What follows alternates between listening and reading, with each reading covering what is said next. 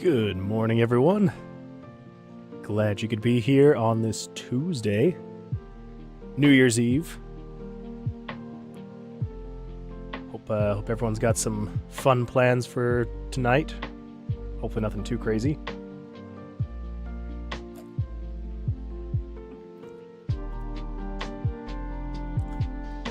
Alright, so I'm trying something a little bit different with the music.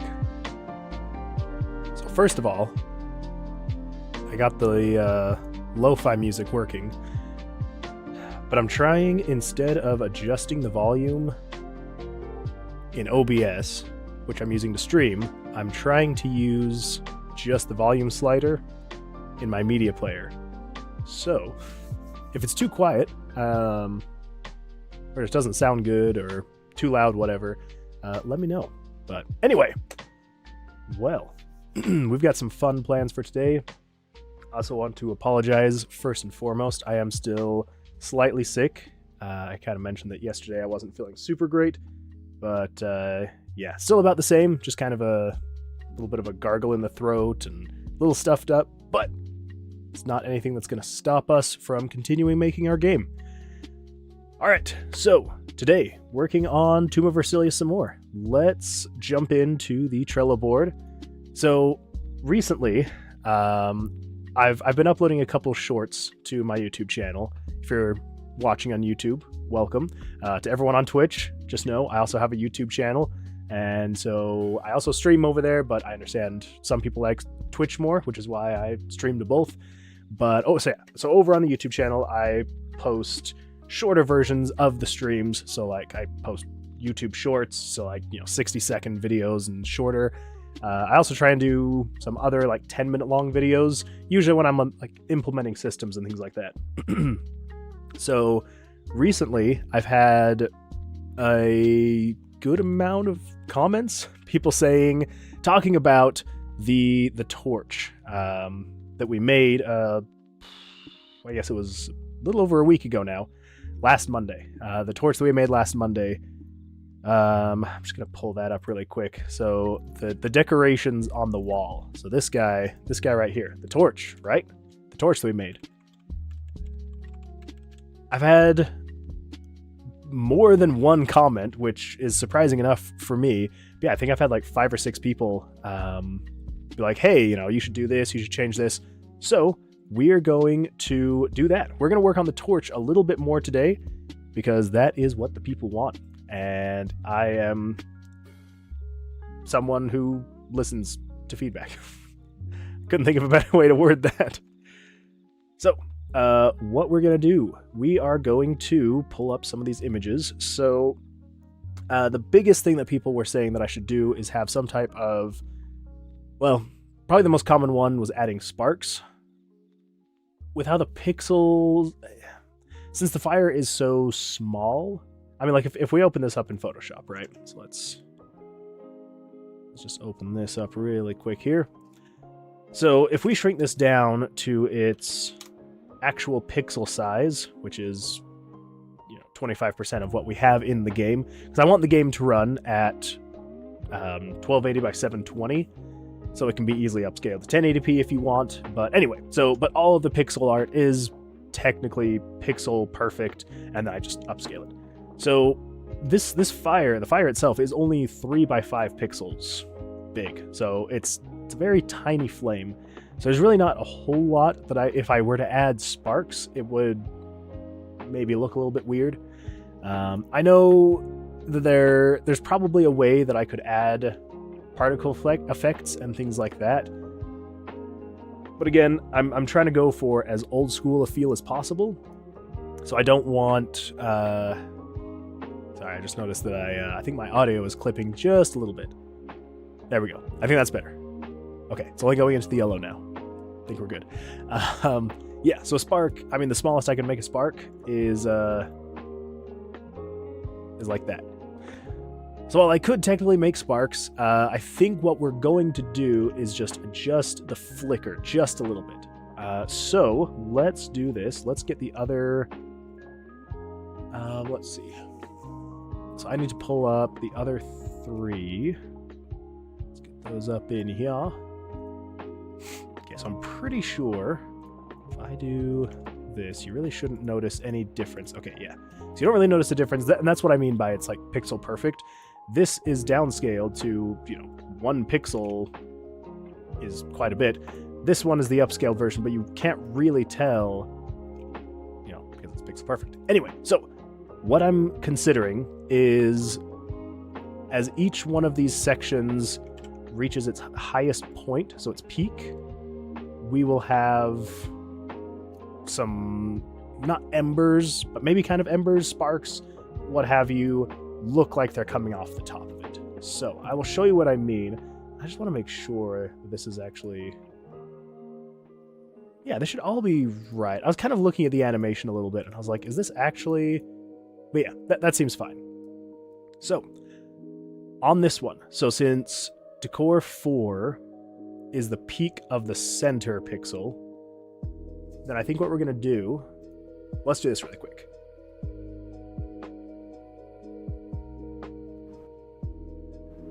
That is not what I planned on doing really quick. That just came out of nowhere.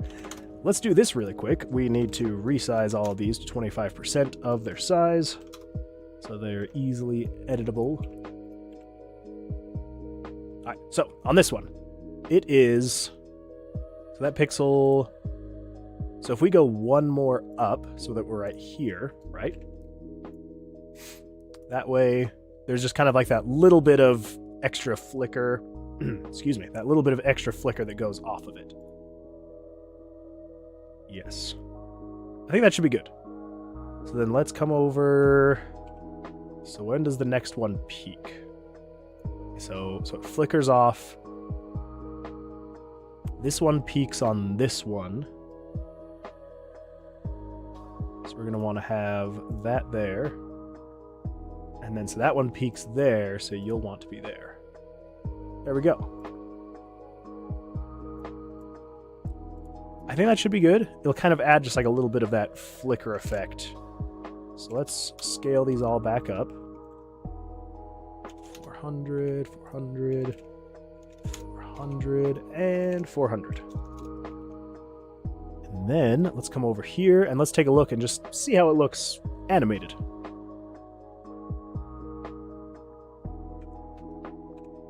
Well, we'll see if we're lucky enough to find one animated.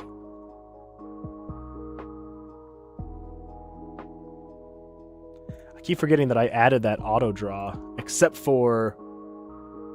Well, that's a bug that we're going to be fixing today. Oh my gosh. Okay, good. I was like, so help me, if we can't find... Okay, I know there was... There we go. That'll heal me up a bit, give me a little more health. Alright, buddy. We're just looking for a torch. Leave us alone. We're just looking for torch. There we go.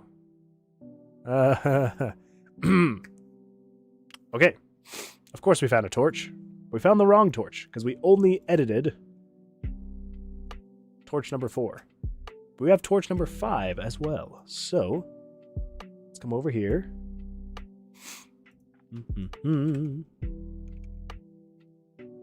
So 4 goes into 5. Let's line that up nice and aligned.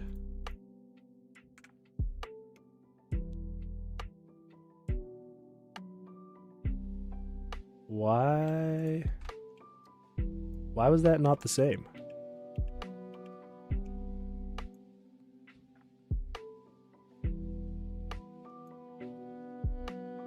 Is that the...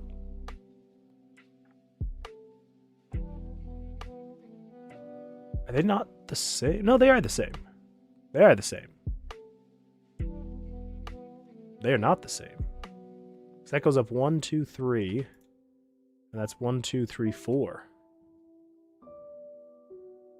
Maybe I was looking at the wrong one, and so I thought it looked weird. This goes 5.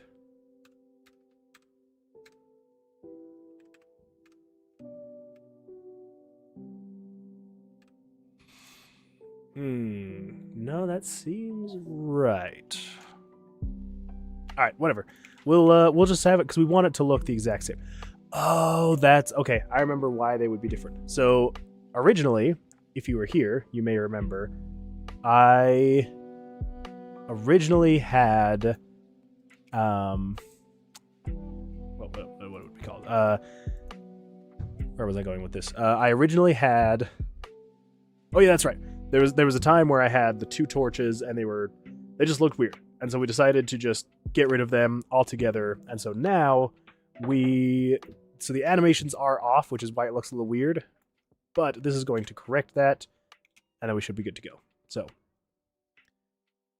hey, Tossin. I hope I pronounced that right. Tossin.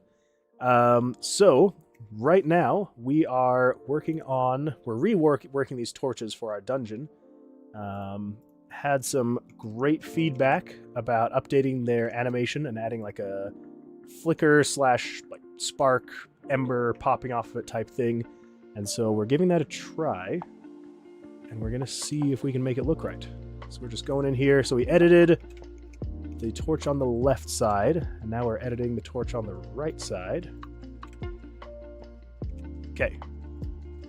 Now, if we come over here, we should, whether it's left or right, we should see a correct torch. Okay. Now that looks weird. What have I done? The question is, does the left side look weird too? Logic would dictate that it would. So. You recently joined a game jam. You came in 8th, and it was your first game ever. That is fantastic. Congratulations. I've never officially joined any game jams. I've always meant to, though. But, I don't know. It seems like the ones that I'm always interested in are usually on weekends or during times when I'm like super busy or just wouldn't have time. So, but that's awesome. Congratulations. What was the game jam?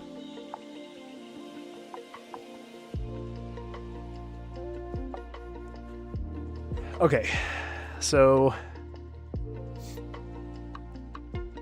why does that one look normal? Like, it looks like it's actually flowing.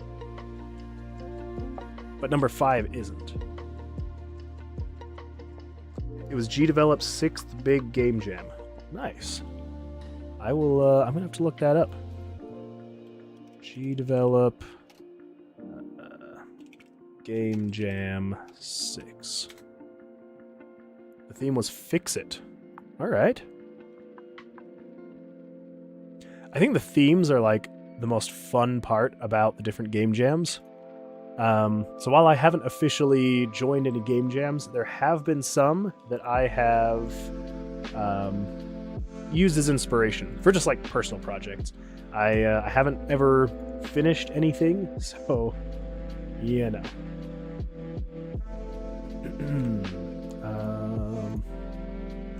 Yeah, sometimes I'll just go to the game jam pages and see what the different themes are for things that are going on, and I will just use those as inspiration to work on personal projects and just have fun with it. So I feel like one of these days I should actually join a game jam, but one day. Yeah, that's awesome. 8th place is fantastic.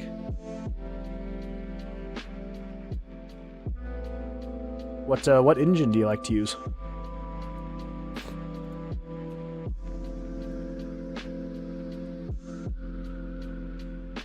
So 4, 5, 4, 4, 1, 4, 2, 4, 3. I don't know why that's flashing like that. Okay, that seems... Yes. So that animation is fine. But it's the 5 that seems weird. So, we're just going to do this again. I don't know how I got off, but I did. Okay, so that's the exact same, so we don't need to save that one. 4 and 5 are done. 4, 1 and 5, 1. You look like you're the exact same. Okay, so I must have messed up 5, 2, maybe? Ah, yep, there we go. Well...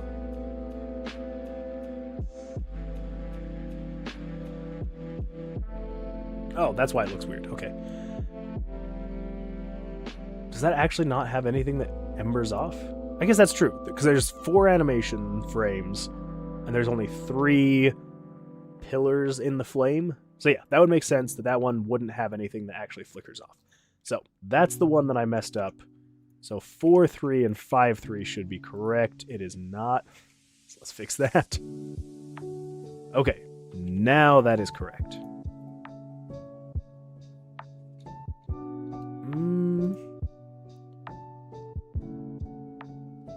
Actually, I think I need... Because I'm having that go up 1. So I need to edit 4-3 and 5-3. Okay, let's go to 4 pixels. Let's do that. That. Okay. And then I do the same thing here. Okay. You use GDevelop for your game engine. Nice. I've never used GDevelop, but I've heard good things about it. Do you enjoy using it? Like, do you feel like you're able to do everything you want to with it?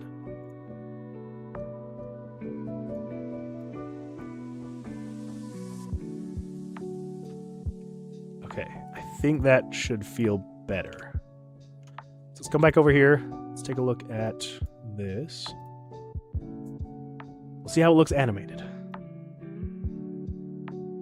If we can find one. Well, there we go. Was not expecting Blackjack.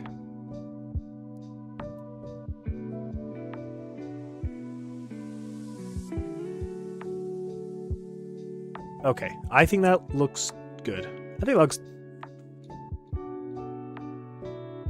Yeah, I think that looks decent. Decent enough anyway, so...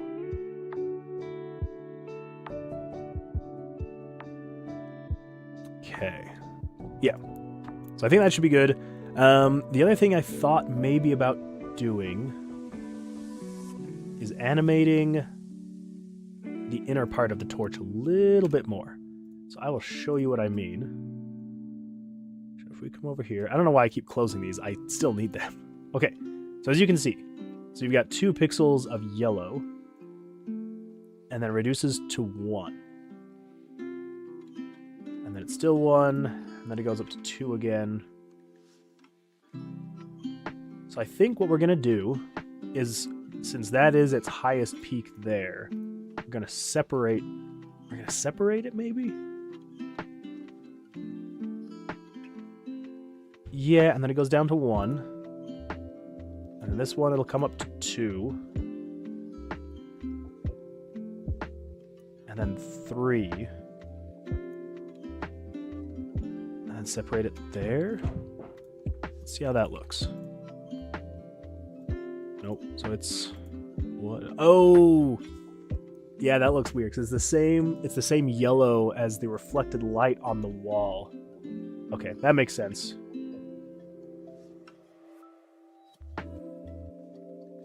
Okay, so let's do this then. So we need to have you and you.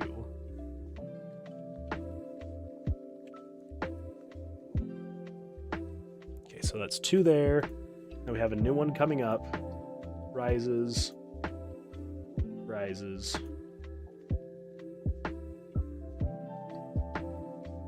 So maybe we get rid of you. So 1 rises. Rises. Turns into 1. 1 rises, rises. So on here... Okay, so we'll do that. And that top one disappears. Okay, this is all sorts of out of whack. Okay, here's what we're going to do. Let's just delete all of these. We're going to find... I don't know why I didn't do this in the first place. We're going to find the starting point of the center pillar. So this is the starting point, right? This is when it's at its lowest. It's only 2 high, and then it goes up to 3, then it goes up to 4, and then it does its final 5. 1, 2, 3, 4, 5. Yes, okay. GDevelop is great. Any beginner can start making games after watching a couple of tutorials after. That's awesome. Yeah, let's see. I might be getting GDevelop confused with something else. Okay. Yeah, so I haven't used GDevelop. It was Godot that I've used. Which they're two different things, right? Yeah. Okay. Yeah, so that's where I was getting confused. I was like, have I used Godot? I mean, have I used GDevelop? No, it's just Godot. But yeah, that's awesome though. I think it's good for engines that can get the player started or get the developer started as quickly as possible, because it can be really disheartening if you're starting to learn how to develop a game and you've spent, if you have to spend months or years learning this engine and you don't really get much of anything out of it, it can be pretty disheartening, because you'll just look back on your time and you're like, I haven't made anything. Now, obviously, if you can stick with it and get all the way through, it's fantastic, because then you can start making whatever you want. But I really like engines that just allow you to see what you're doing super quickly, and you can just jump straight into it. So that's awesome. And you're making a game called Spike Zone? That's cool. Is it going to be for PC, for console, mobile? What kind of platform are you building for?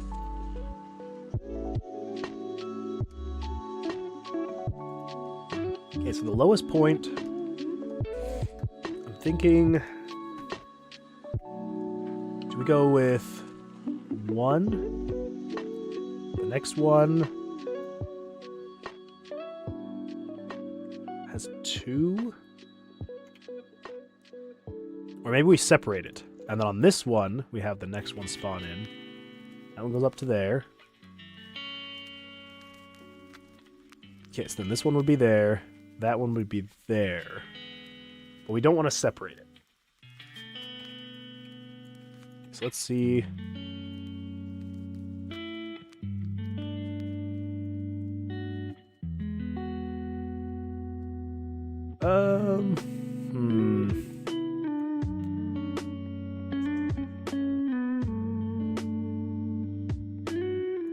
You know what? Let's see how it looks animated. See if we like it. If we don't like it, we can always go back and try again. Now, I am going to change this really quick, just so we're not having this RNG stuff. So this is the room decorations. Random number between 1 and 6. So let's do a random... Nope. We're just doing 4... No. Crap, what would it be? 1 plus 4. Yes, that should always be a 4. Okay, let's take a look.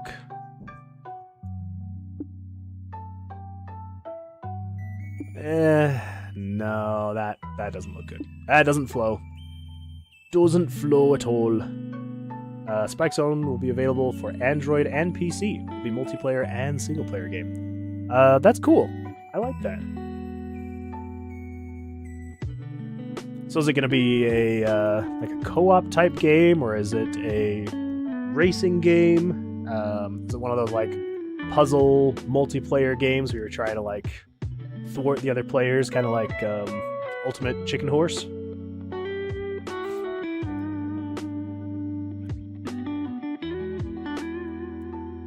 Is that what the game is called? Ultimate Chicken Horse?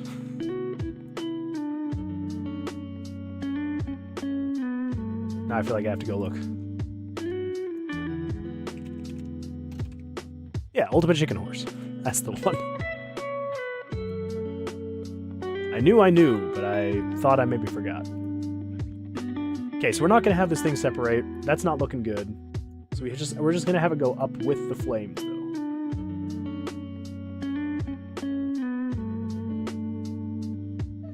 We could also probably do something where we have it... Let's just have it go up and down, right? So it starts small. Because this is looping like this, right? So if we do large, small, medium,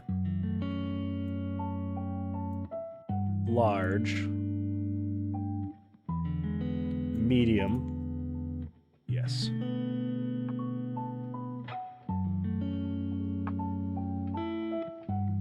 I think that should be good. Let's give it a try. We'll see what it looks like.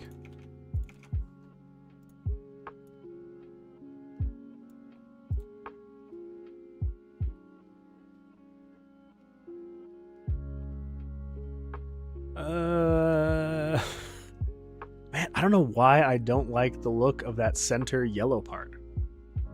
I think we're just going to keep it static or just smaller. Yeah, that's what we're doing. So small, medium, medium, small. So small, medium, no, small, small, medium, medium. Yes. Small, small, medium, medium. I think that should look fine. Yes. Okay.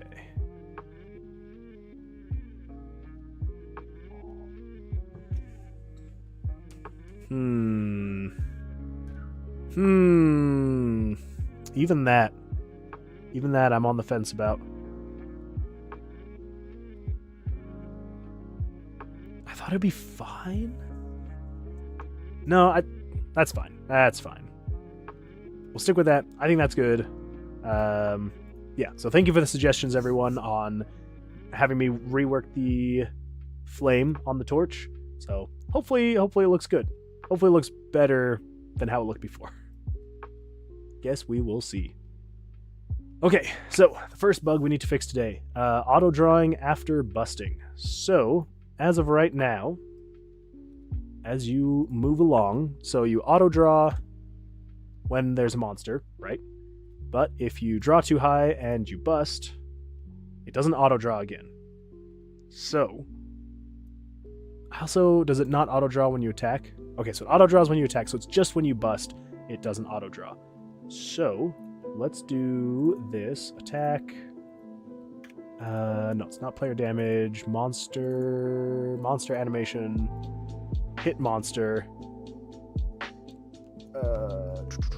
Monster dead. Well, it's card draw we need to turn on, right? Card draw. Draw cards. 6. Yes. So we need to turn on 6. So, if you are drawing, turn on draw cards. Let me think. Where was this again? So it draws the cards. Where's the busting taking place, though? Because that's just draw. Oh, that's right. The busting would be taking place in here. Right here. So soft hand, bust. So if you bust, it gets rid of all the cards. Yada, yada, yada. Turns off draw cards. So let's not... I guess we could just... If we come back here, we just don't tell it to turn off draw cards, right? So if we just get rid of that, it'll keep that on, so it then comes in here, draws the cards. Yeah, I don't think we need to turn anything on. We just need to not turn the switch off. So let's find a monster. That is a pretty good hand, but we gotta bust. Okay. Yeah, because it was the busting. I was like, I don't know why I forgot for a second what we were actually doing. Okay, yeah, so that is more closely related to how Blackjack actually works. You're not ever drawing your first hand. You are just, you're just, wow, my train of thought is so off today. I apologize greatly for everyone watching. Yeah, my train of thought is just shot.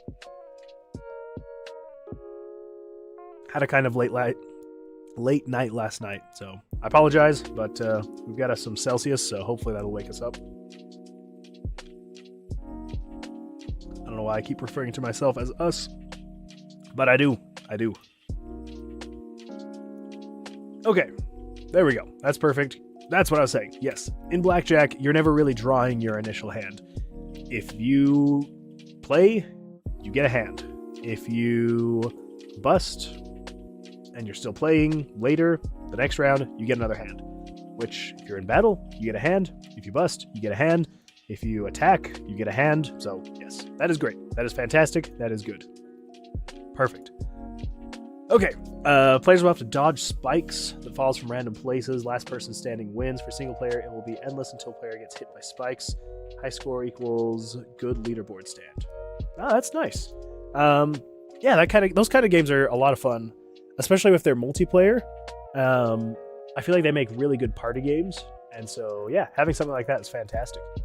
Can you interact, just out of curiosity about your game, can you interact with the other players at all? Like if you're trying to dodge, where the spikes are falling from, are you able to like block people in, use anything to thwart their movement at all? Kind of making it like a player versus environment type thing. Okay, so auto draw after busting, good to go. I think next we're going to add a room trap. So I had added a dexterity saving throw with the monsters. So if you try to leave the room when there's a monster, you try to go, it rolls the dice, gives you a dexterity saving throw. If you make the save throw, you can escape. If you can't, you get hit.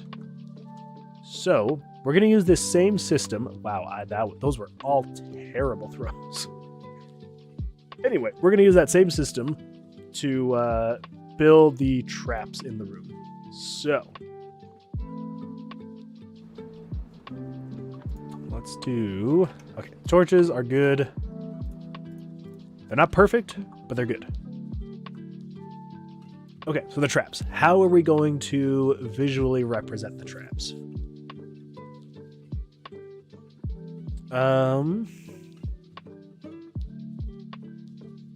For now, no, we have a plan to publish the game and then update the game and add some more power-ups. Yeah, that would be awesome. Plus, everyone likes seeing the game updated. So yeah, I think that's great. Just, put it out as you have it. If it's fun to play, honestly, you probably don't even have to worry about doing that. Yeah, if it's enjoyable, don't ever feel like you have to add something to a game, to your project, that makes it more like something else, right? Your game is your game. The something else is something else. It's already out there. And so, yeah, if you're being unique in yourself and with your project, that's all that matters. You don't have to worry about making it like this game. Oh, I want to make it like that game. I'm trying to remember who it was. I may be crediting the wrong person here, but I think it may have been Pirate Software. I think I saw a short of his once, and he was saying that like if you shouldn't make the next Minecraft, you shouldn't make the next Fortnite, you shouldn't make the next whatever that game is, because that game already exists, and if you are going to get people away from that game, yours has to be better. And let's face it, no indie dev is going to make a better Fortnite than Fortnite, right? And so you kind of have to take that into account when you're making your own projects. So if you're making a game and you're telling yourself, oh, but if I add this to make it like this game, then you better make it better than that game. Otherwise, why would anyone play your game versus the game that already exists that's better? So I would say do your thing. Don't feel like you ever have to add or take away anything to make your game feel like or operate like another game because it's successful. If it's a fun game and you had fun making it, and if people are interested, that's all that matters. Don't ever feel like you have to be like someone else. So anyway, sorry, random rant there. Okay, so I think we're going to represent, well, let's take a look here. It's the decorations. I believe these are only on the walls, which makes sense. Makes sense. Okay, good. Okay, all right. I was worried I didn't take into account doing decorations and things like that on the floor, but I did, so we're good. We don't have to edit that at all. I'll be honest, I never ever want to make a game that copies others. Every time someone tells me to, I just ignore. Yep, 100%. And I definitely am not trying to have that seem like I'm saying that you are. So I hope that didn't come across like that. Just saying, it was mostly for myself because I made that suggestion of like, oh, you should make it so you can block people in, or you should add, this or that. I just wanted to let you know that I am not in any way trying to tell you that you have to, do this or do that to make it more enjoyable. Because yeah, that is your project, that is your thing, and yeah, if other people are coming in here and telling you what you should do, what you should change to make it like another game, you're already doing the best thing you possibly can, which is just ignoring them. Let them play the game that they enjoy, but you've got your game, and that's fantastic. Okay, so we need...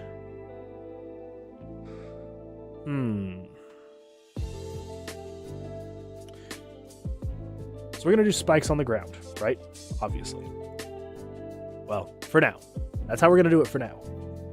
So let's grab a room. Grab this guy. Yeah, there we go. And we'll resize that down to 25%, so it's a little easier to work with the pixel art. Every dev needs suggestions. I need suggestions all the time. Yeah, and suggestions aren't a problem, but yeah, just don't let those suggestions dictate what you actually do. If you're not wanting to do it. Like for example, I started this stream saying that I've received a bunch of comments on some of my shorts and some of my videos telling me that I should rework the flame on the torch. And it wasn't necessarily that, people told me to do that, and so I was like, well, I guess I have to. It was more of, I was like, I should probably do that at some point. I should rework this flame. And I was like, but like it's good enough. But since there were a bunch of people and they're like, hey, you should do this, you should change that, this is how you should make it look to make it look a little bit better. And they were already things that I had in my mind, and it just kind of solidified. It's like, okay, this is what I'm thinking, this is what other people are thinking, we're on the same page, so I might as well do it. But yeah, suggestions to any dev is fantastic. I actually had someone come in here. They were on my first live stream, so 2-3 weeks ago, and they were talking about their game that they were making, and they gave me a early access key. I downloaded it on Steam. We were playing it, and I started giving him these suggestions. I was like, hey, like you should probably change this, you should add this, and I realized I'm like I'm like telling this guy to rework the whole UI, and I'm like, okay, this is not. I'm like, I'm not here to tell you what to rework, what to change, or anything like that. I'm like, just from a perspective of a player, someone who's never used this or played this before, this is what I would do to make it better. But I then went on this whole rant. I was like, I'm not here to tell you what you should or shouldn't do. But yeah, nothing wrong with suggestions, especially if they're actually helpful suggestions. Someone's genuinely trying to be like, hey, this would probably make things look better. You should give it a try. So. Okay, let's bring... I don't need the whole color palette. Maybe. We'll go with red and the grayscale. Let's resize that down 25%. Whoa. Why do I have that set to bicubic? Nearest neighbor, 25%. There we go. Okay, so we're going to want holes in the floor.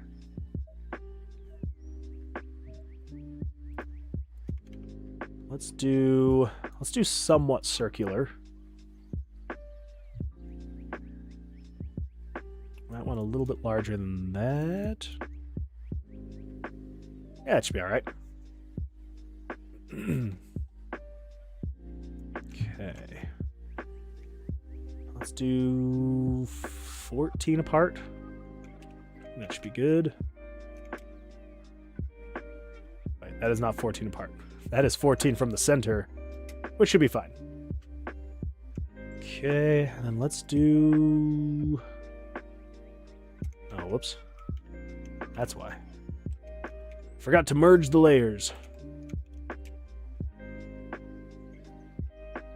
That's why. I was like, why am I not able to center this thing? It's because I made the...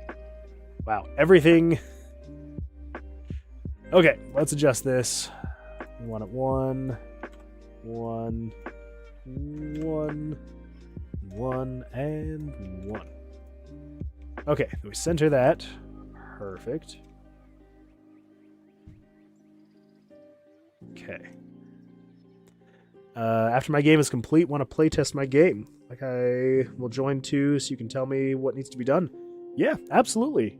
Yeah, when you finish it, if you're in need of someone to play along, give you any advice, whatever it is you'd like, yeah, absolutely.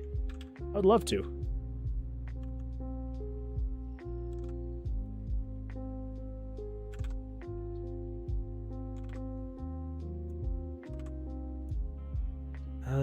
I don't think 2 is going to be quite enough. Plus, well, let's do this. So let's copy you. See how far apart we are now. So we're 17 apart.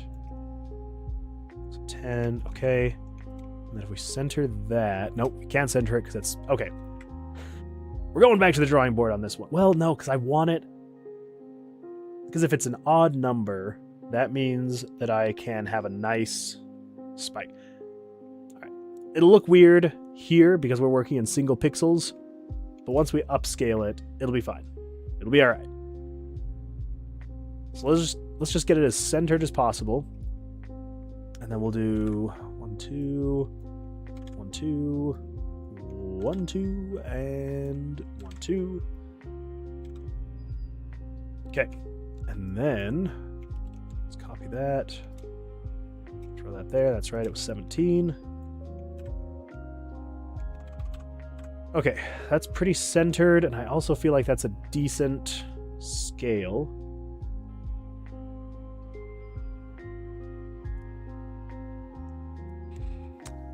The thing is, I'm from Bangladesh, and in my country, people don't have that kind of knowledge than others do.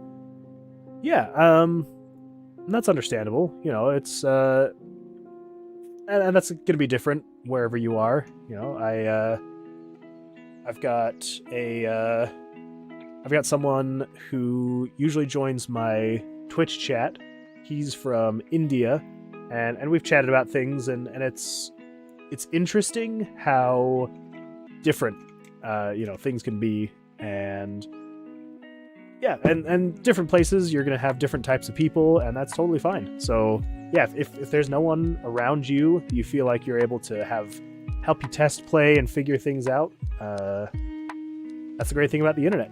You're able to find lots of people and lots of people to help out.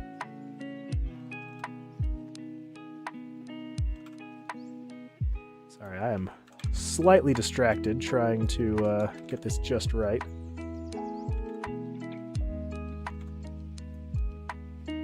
Okay, and then we copy this. Let's make sure it's 20. I think 2 pixels might be a little bit too much. Well, no, because if they want you to do, yeah, because with the perspective getting closer to the camera, there's going to look like there's a little bit more. Yes. Now here's the only other thing. The holes are going to need to be bigger. The spikes are going to need to be bigger. So let's do this. Let's delete this. So we need to make each one of these holes slightly bigger. Man, thought we were so close. But I want it to look right, and if we're going to do it right, well, let's do it right. Okay, so that's going to be 1 larger. This is going to be 2 larger. And I think that, with the perspective shift of it coming closer to camera, I think that should be good. So. Whoops. Okay, whatever. That's fine. That is fine.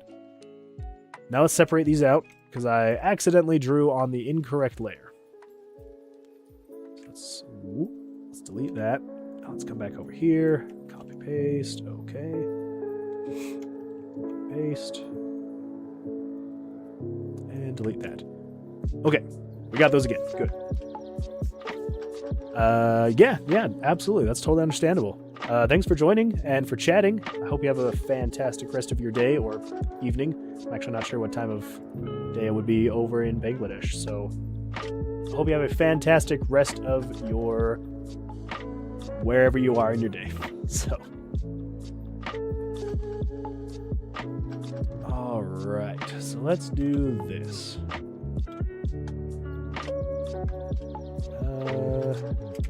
So let's have you up against there. Let's have you up against there. Wow, it is getting late over there. Yeah, well, I hope you have a fantastic evening then. I gotta get better with world clocks and knowing what time it is places. 5. 1, 2, 3, 4, 5, 6. That's true. It is almost New Year there.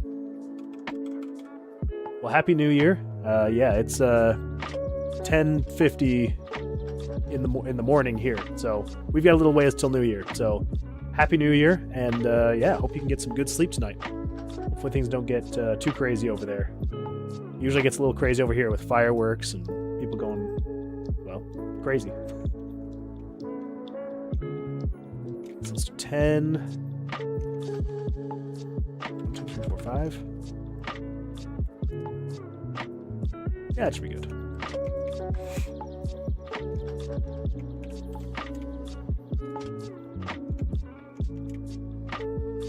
Okay. I'll make sure that's centered. So 1, 2, 3, 4, 5, 6. Okay, so we want to have 6 across on each of them. So let's do 16 on this one.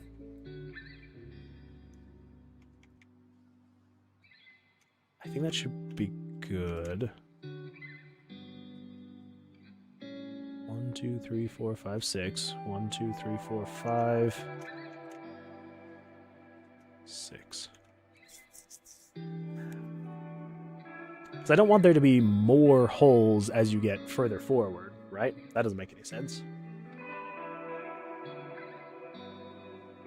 So we just need to go 1, 2, 1, 2, 2, 1, 2, 1, 2. And then center you. Yeah. Yeah. That'd be right. Okay, so what's the gap here? So the gap is 10. Okay, so we've got 8, 10. So on this one, we're going to need to a gap of 12. Maybe more eventually, but we'll see. We'll see how it looks.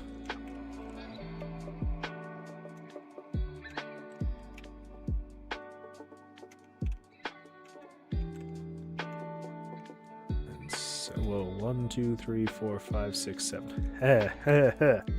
Nope. Okay, so we need more distance then. So let's do 2 more on each.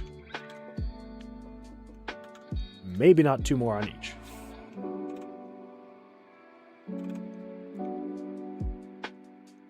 Well, actually, that doesn't look too bad.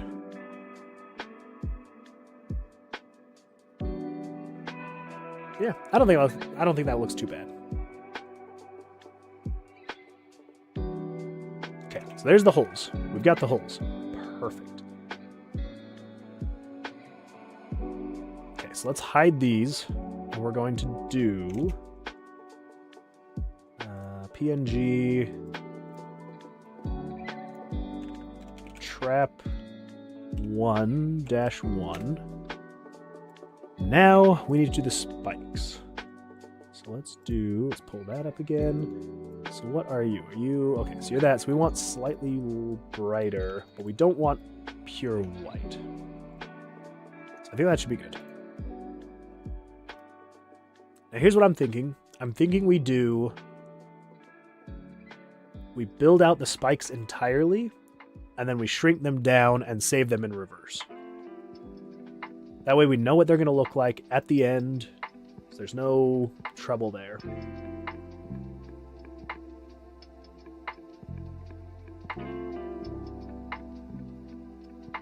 Okay. And then the question is, do we want to leave some black there to make it look like it's coming out of the hole?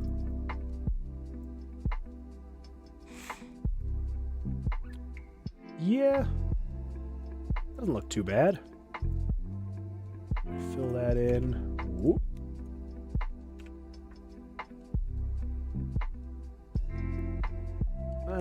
Well,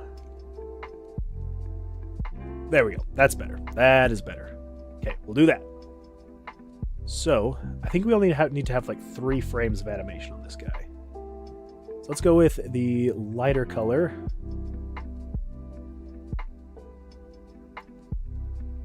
Just to add a little bit of shine and sheen to this guy.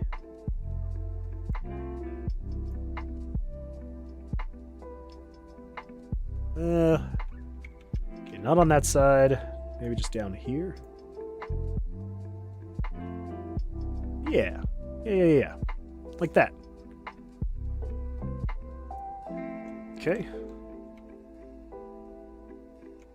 Perfect. Perfect. And there we go. Okay, that's the first row of spikes. And then we need to do the second row, which I believe I should just be able to... Oh yeah, they're only... Alright, never mind. We can't do that. Let's make a new layer. So we're starting there, and then coming down. Going up 2. 1, 2, 3...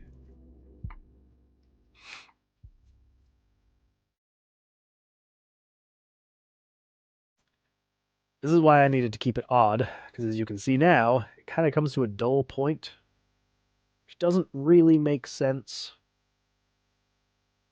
in terms of a spike. So, we need to fix that on the holes. Yeah, so we just need to make the holes 2 bigger every time. So we're at 7, we need to go to 9, and then 11. I think that should be alright, but we'll see. We'll also need to respace the holes just a bit.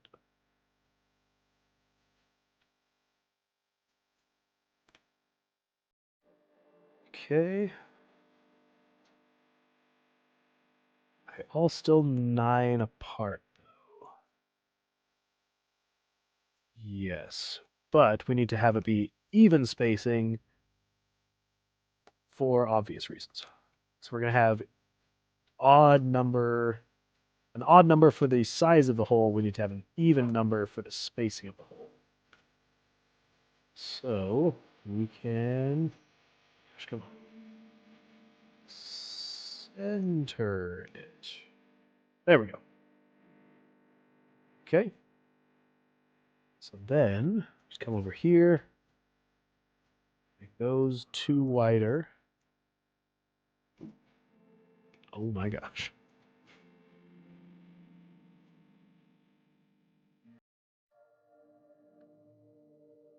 This is going well. Okay.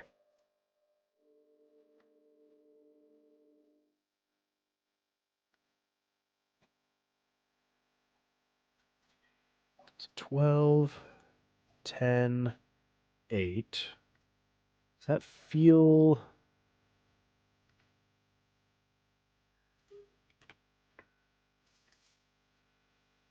Yeah, I think that feels... Yeah, I think that feels fine. Yeah. That feels all right. So then, let's come over here. We just need to adjust the spikes that are currently in there.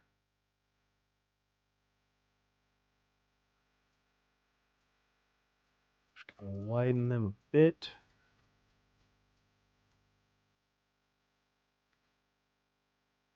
Okay, come on. Let's...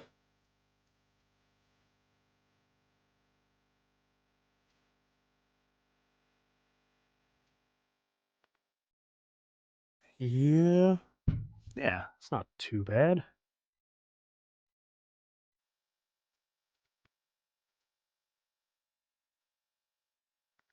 Okay. And just to see, just want to see what it'll look like. Okay, yeah, that should be fine.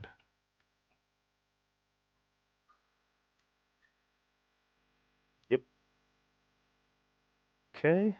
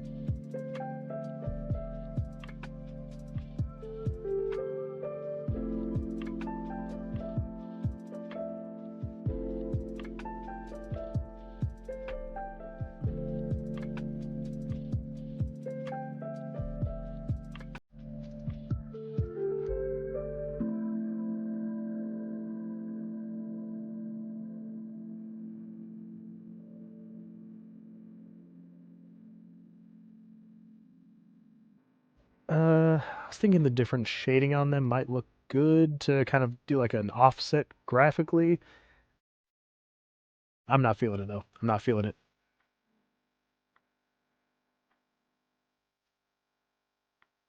I'm also muting myself when I'm doing art stuff like this. One, to keep me from talking, because I feel like it's, I don't know, more fun to just watch the art happen instead of me talking.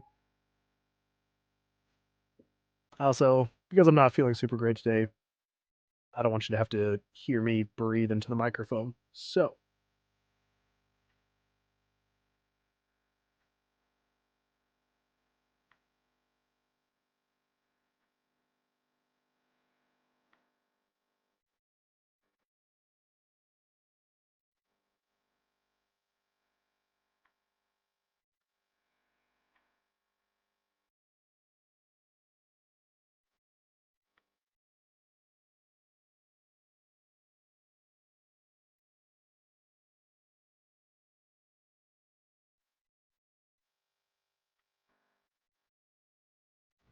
okay. I feel like those spikes look alright. Yeah, it's not too bad looking. Just wondering. Yeah, I might just have that continue down. Makes more sense on the closer. Well, actually, I might actually look pretty terrible. Going back to that. Spike, spike, spike. Fantastic. We got some spikes. Okay, so now that those are all done, we just need to animate them. I'm also thinking maybe do we have the spikes all come up at once, or do we kind of offset them? So like, you'd have like the back spikes come up, and then the front spikes come up, and then the back spikes come down. Well, back, middle, and then as the front spikes are coming up, the back ones are going down, middle ones go down. Yeah. So kind of be in like a wave pattern, you know? I think it might look a little more interesting doing that. We'll give it a try.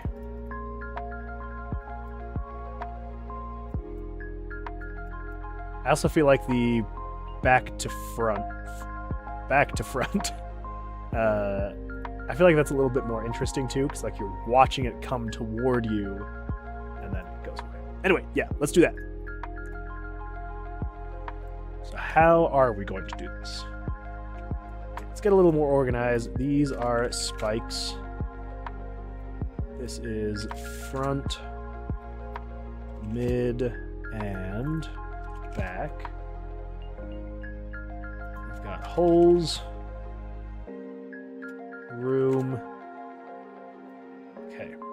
Now the one thing I was kind of maybe thinking about doing, which is why I included in the grayscale palette, I thought about including blood on the spikes. So I just want to try that really quick and just see what it looks like. But I'm just going to try it on a few different spikes. So like we do this one.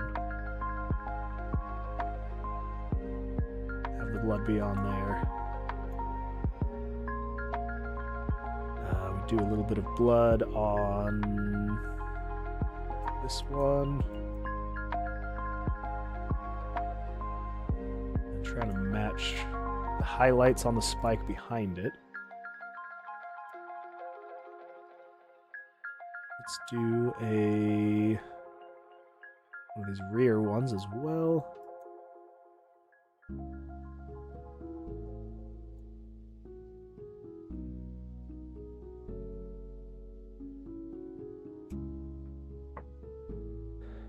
Nothing over the top, just a little bit of blood. Make them pop.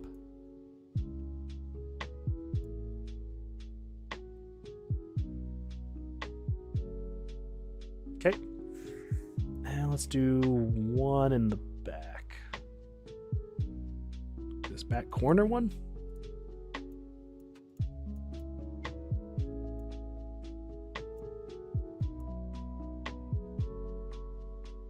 Yeah, and maybe this one as well.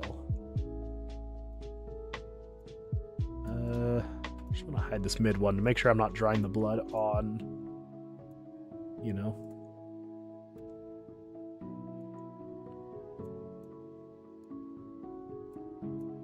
Okay.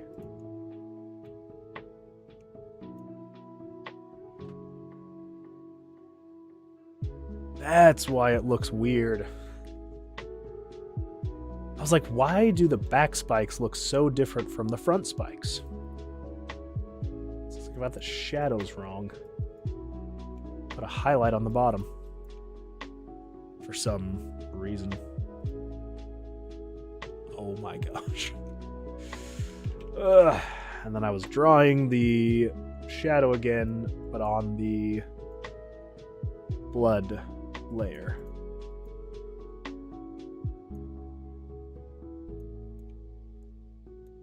Okay, there we go. Perfect. Show the blood. Okay. There we go. That's not too bad.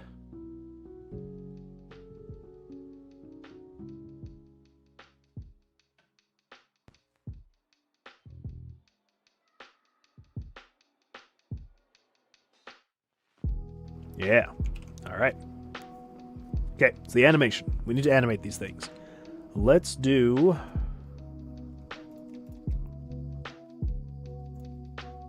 No, let's do this. We're going to create frame 1 is just going to be... So this is all the backup stuff. I know you can't see what I'm doing because I'm covering the... actually. Aha! Look at that magic. Okay, so I know I literally was just about to say the exact same thing, but you can see what I'm doing now. It's right there. Okay, so I want this to be a backup of the separated everything. I'm just going to call that backup so I've got it. Okay, so frame 1. What do we need in frame 1? Well, let's first get that actually lined up. Okay, so frame 1. We do not need the blood. We do not need the spikes. That is frame 1. That is all we've got. Okay. So I guess we can just move that out of that. Holes. Perfect. Well, I guess we don't need folders. Yeah, so we'll just call it frame 1. Okay. And then frame 2. Oh my gosh. Frame 2. Sheesh. So frame 2 is going to be the back spikes coming up halfway. Yeah. So we need... So the front spikes and the mid spikes are gone. Nope. Front and mid. Ugh, excuse me. And then we've got... We need to erase... Let's just go with like 10 pixels. So erase all the blood that's not on the spikes. Okay. And then we need to do spikes and blood. So how far do we move down? About 6. So let's move down 3. And then anything that's not the holes, select all, delete. Nope. We want to keep that. Okay, so anything that's not the holes, but still have things over the holes. So let's just do that. Delete. And delete. Okay. So then we can merge that group. Okay, so then it's just going... That's them coming out. Do we think 2 frames per... Or should we do 3?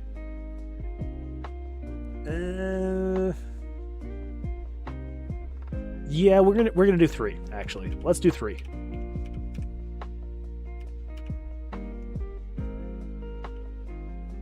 So we need to move these guys again. Okay, so right there. So we go 1, 2. And then we go with blood. Delete anything there. Delete anything there. Yes.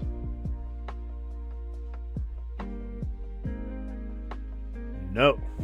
No. Whew, this is... I don't know why I'm having such a rough time with this. Okay, blood, spikes, move down. This is the starting position. Man, that was worse than it should have been. That and that. Now, is that going to look... I mean, you're only going to see this for about 5 frames. So it goes that, that. I think that's fine. So then we merge this group. Frame 2. Let's copy back up, paste it. Just get that all lined up. Yes. Okay, and then we don't need front or mid. We just need back and blood. And on blood, we can get rid of all of this. And you. And then we go to starting position, and we go up 1, 2, 3. And then 1, 2, 3. Yes, okay. So starting position, 1, 2, 3. Here we get rid of anything that's out of the hole. Here, anything that's out of the hole. And then we do frame 3. And we merge this group. Okay. So now it's going to be holes, you, and then we'll have frame 4, which will be the last frame of this spike, of the back spikes. And at that point, we can then have the center start coming up. Yeah, well, the center start coming up. Okay, so again, we don't need front or mid. With blood, we don't need any of that. Okay, and then that's just fully out. So we can merge you, call you frame 4. Blam, blam, blam. Yeah. Yeah. Okay, so let's do... So on this one, though, what was I thinking? We still need more on frame 4, because we need the center ones to start coming up now. Let's come over here. On this one, though, we can get rid of front and back, and then on blood... Let's get rid of...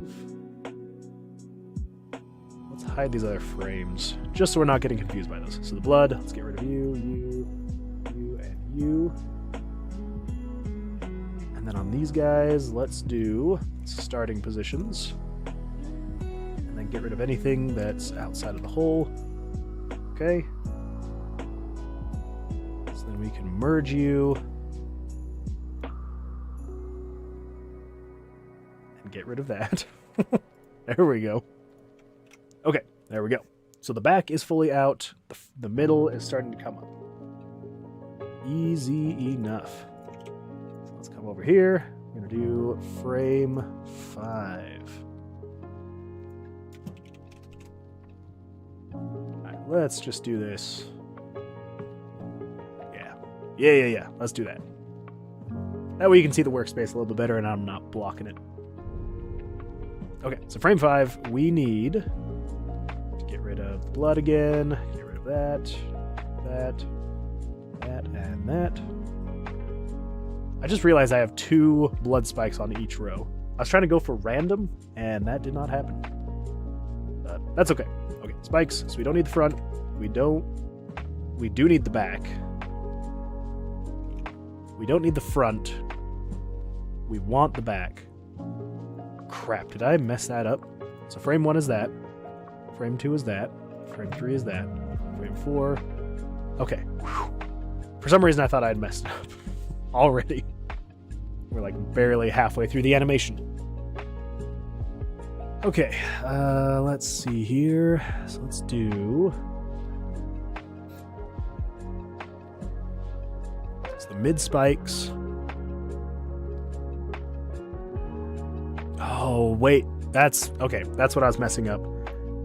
I deleted the blood on the back spikes. That's why I felt like I had broken something. That's because I technically kind of did.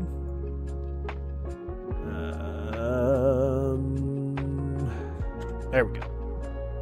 So it's just the blood on the front spikes we don't need right now. We still need the back, we still need the mid. But we are going to have to move... Okay, so maybe I did break and I just wasn't looking for it. There's blood on those spikes, blood on those spikes.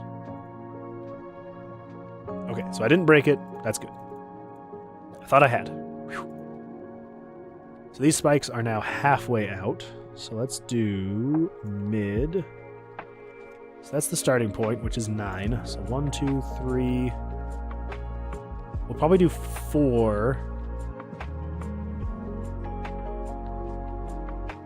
And then 1, 2, 3, 4, 5. No, let's do 5 on the first one. So it kind of slows down a little bit as it's coming into place, right? Yeah. So then we only need to go 4 more. Yes, that is correct. Let's delete anything that's not there. Mid, delete anything that's not there. Okay. That should be right, so that if we merge you... So it's just them coming out. Perfect. Let's get frame 6 in the works. On blood, let us... Wait, we don't want to delete it. Because right now, so we've got empty, back spikes coming out. So start, middle, end is when the middle spikes start, middle. Okay, so this one is when the front spikes are going to start. Yes. Okay, so we don't want to get rid of any blood anymore. So the mid spikes are fully out, so that's good. The back spikes need to go into their starting spot. I mean, the front spikes need to go into their starting spot. So 12. So that means we need to move the blood down to there. And then anything outside of the holes, delete. Okay, that should be good. So let's merge you. Wait, I can just do Control E? Should have known that hotkey. Frame 6. Okay, and then back up. I need to hide those layers just to make sure I'm not accidentally doing anything wrong. Okay, spikes, front. So it moved down 12, so we just need to do 6. So then on blood, you and you. Okay. Come over here, delete and delete. Okay.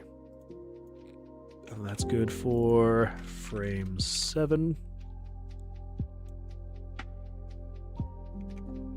And the last for the spikes coming out is frame 8. Yeah, that's actually all there is to it. Frame 8 is them fully extended. Fantastic. Let's merge you.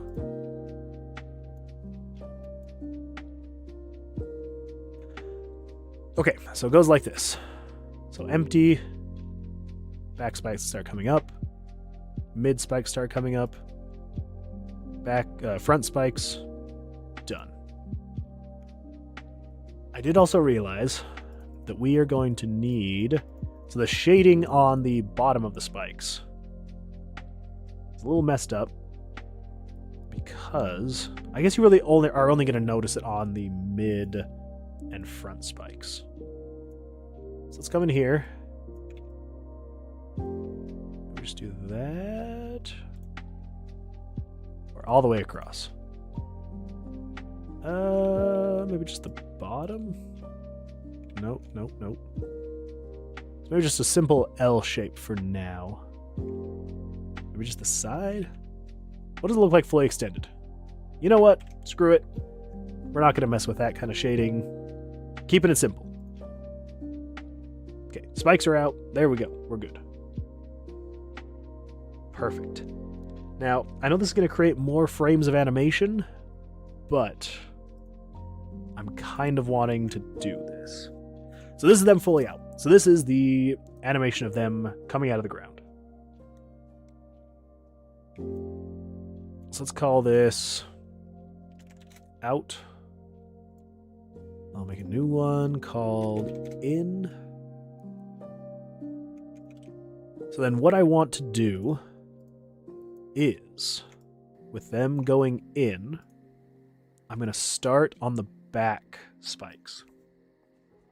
So the back spikes are going to go down. Because it's just 6 to get to the bottom. So 1, 2, 3. It's the blood. 1, 2, 3.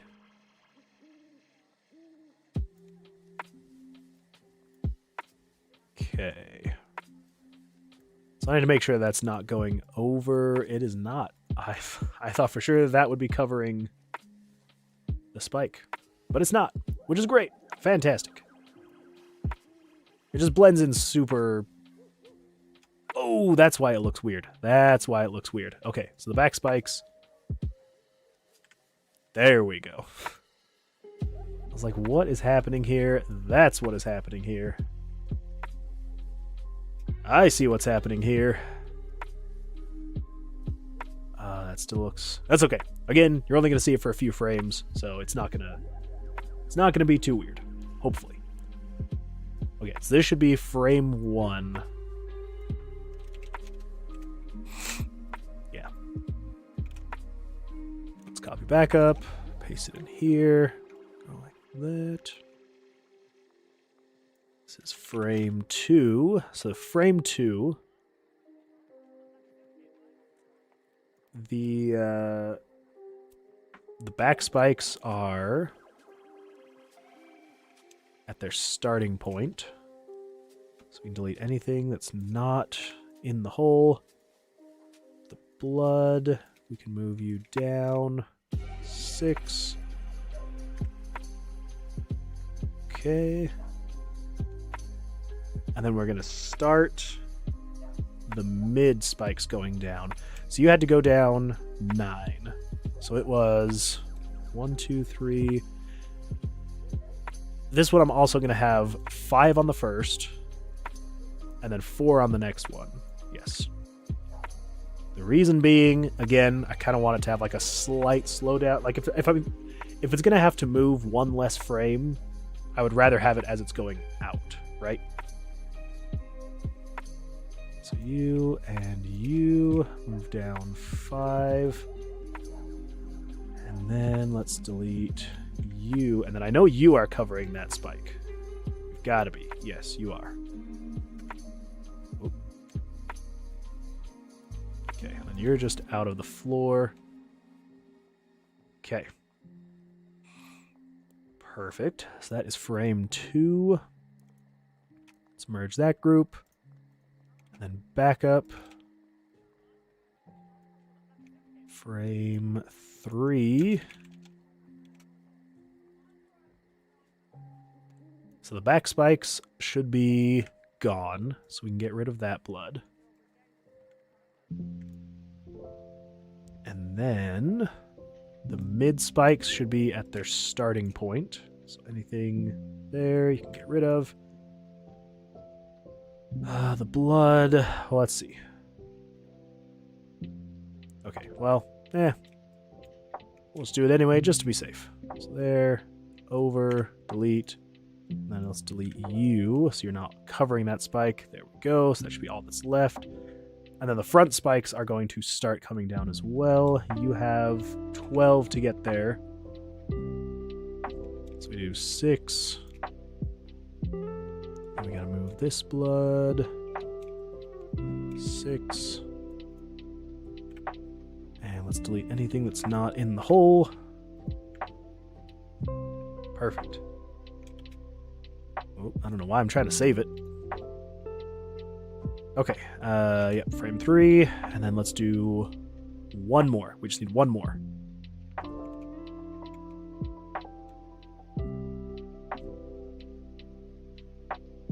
Okay, so on this one, again, we can get rid of back and mid.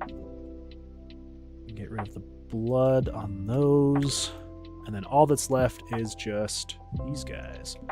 Moving to the starting position.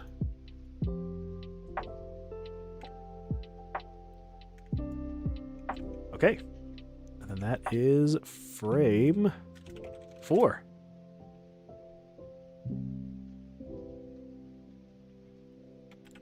Not too bad, if I do say so myself. Okay, so let's see how that looks. All right, so that's the starting frame. You enter the room, you roll the dice. If you pass, if you get your dex save throw, that'll just stay like that. The trap is averted.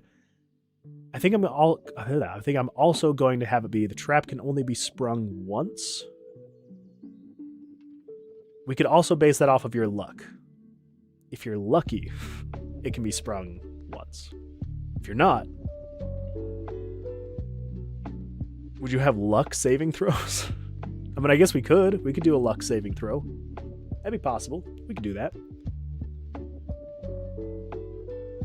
But you spring the trap, you do your dex saving throw, and you don't pass. They're going to come up. Blam. It does the damage, it waits there for a second or two, and then it starts going down, down, down, down. Gone. Well, not gone, but it would be just showing frame 1 again. So they come up, hit you, go back down. I think that'll be good. Now the fun part. All right, not today, watch. Not today. It's like you've been sitting for a while. You should get up. Not today. Okay, so here's what we're gonna do. We're gonna save this in the cloud. We're gonna call this spikes. Room spikes, to be precise. Just because I don't want to lose any of that work. I don't know why I trusted Photoshop for that long to make all of that animation without saving once. Ooh. Never trust your software. Never trust your software. I have had so many times where things have crashed, and it is a nightmare. I've also had times, though, very recently with Photoshop, I did about 3 or so hours of work. It was actually on Tomb of Versilius. So, really quick side tangent. I had made just this first section right here, right? Just the player space, and I did this inventory space, right? And then I was like, all right, I had a few hours of free time, so I was like, I'm going to do the rest of it. So I created the whole center POV section, which with pixel art can be a little tricky and very time consuming. Especially because all of these, there's so many individual elements here in the POV section. So I made, what's all the stuff that I made? So I had with the rooms, there's all the different doors you can turn on and off. So I made all of those. I made a bunch of decorations, and I made the card area. So I made the buttons. I made all the different cards. I made the map area. I did the rest of this. So everything in the center and the right section, I built out. All the while, saving to the cloud. And every single time, it would say it saved. Well, I closed Photoshop, came back the next day, all of it was gone. All that was left was where I had started the day before, which was the left section. I was furious. So, save your progress. Every time you can. Save your files, save your progress, and back up your progress. Don't ever rely on having one file that you've saved. Don't ever rely on that ever. Save your progress, back up your progress, and hopefully you'll never have an issue. Anyway, tangent over. Okay, so we've got all of these we need to upscale and export. So we need that off. let's crank this up to 400%. Okay, so I believe, did I already save something in here called trap? Transition. Trap. Okay, so I did. I already saved that. Okay, all right, fair enough. Trap 1-1. So we're going to have multiple kinds of traps. So, oh, excuse me. The first digit is the trap type, and then the second digit is the trap animation. So, let's go through. Let's export all of these.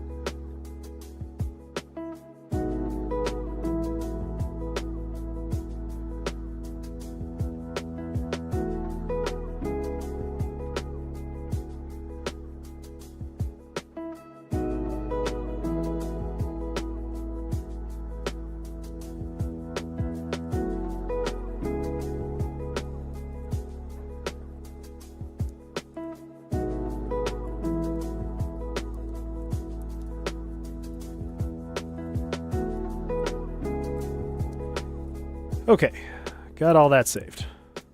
So we've got our frames to go off of now. So 12 frames of animation shouldn't be too bad. Yeah, that shouldn't be too bad. Okay, so let's jump over here. So we need to figure out how we're going to do this system. There's a couple ways we could do it. So right here, this is the spawn monsters / items RNG script. So right now, it's just taking into account if there's no monster, if there's no item 1, and there's no item 2, then spawn one of those. Or a 1 in 7 chance that it spawns nothing and just sets everything to 0 so it never spawns again. Then we have the end here, which is creating the room decorations, which shouldn't matter what room you're in. So the decorations spawn regardless of item, which is fine. Well, item or monster, which is what we want. But we don't want traps to spawn if there are items or monsters. But we also don't want there to be a possibility where every time there's an empty room, there's going to be a trap. Because sometimes you just need an empty room, right? Sometimes you just need a free space. So, how are we going to handle this? We could...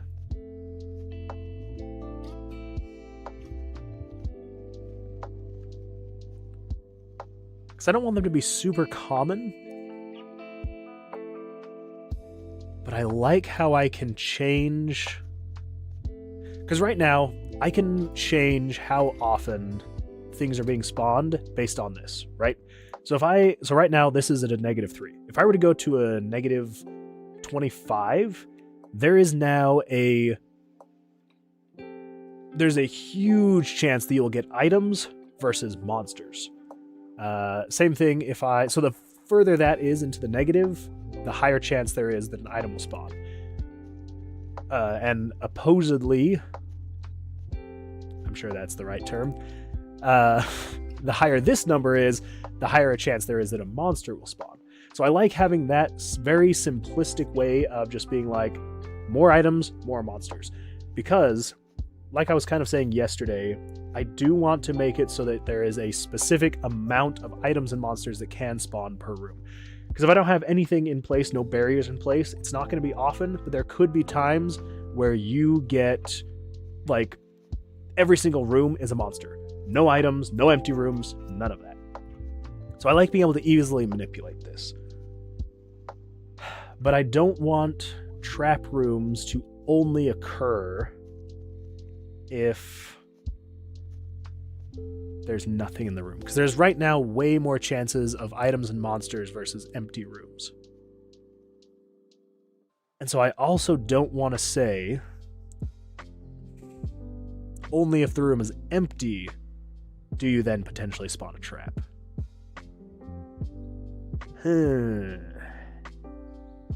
Tis a pickle. Tis a pickle. So if monster is equal to or greater than 1, if monster or item is equal to greater than 1, spawn a monster, set the rest to negative. If monster or item is equal to 0, then it just makes the empty room. So here's what we could do. Here, let's think about this. So if we just say when the room is empty,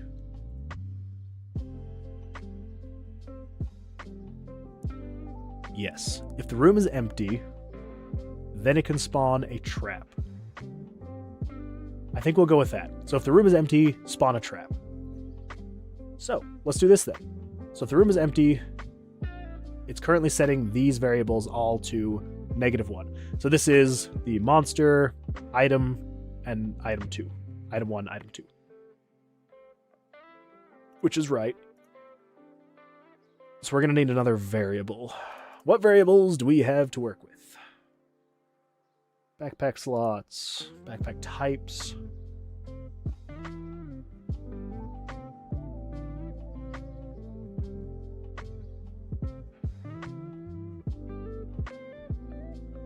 Oh, crap. I am now realizing. So, the way the rooms spawn things, right? So we've got room layout, which is determining the shape of the room. So, just as a very quick example, you've got the room shapes right here. And this goes through every single room shape. There's 1 through 15. So, say for example, if it says room is equal to 8, this is the shape of the room. You can go left, and you can go forward. So we need the layout. Then you've got the room 1 monster, room 1 item, room 1 item 2. So I've got that for all the rooms, 1 through 60. There's 60 rooms per floor. Well, potential for 60 rooms per floor. Then we've got the bestiary right here. And then we come down here, we've got the room decor. So we've got room decor 1 through 60. I think we need to do room traps 1 through 60. Yeah, I think that just is what it has to be, because it has to be something that it spawns in and it's solid. Yep. That's what we're doing. Okay, so this is all the level up stuff that we did. I'm going to leave another page open, so we need 3 more pages of variables. So we're currently at 920, and there's 20 per page, so 940, 960, 980. Whew. A lot of variables we're working with. Okay, so we're going to do room trap 1. And you will have to bear with me for a little bit. If you are joining now, this is going to be a slightly boring part, because we just have to go through and make a bunch of variables. For better or worse. It'll make it work.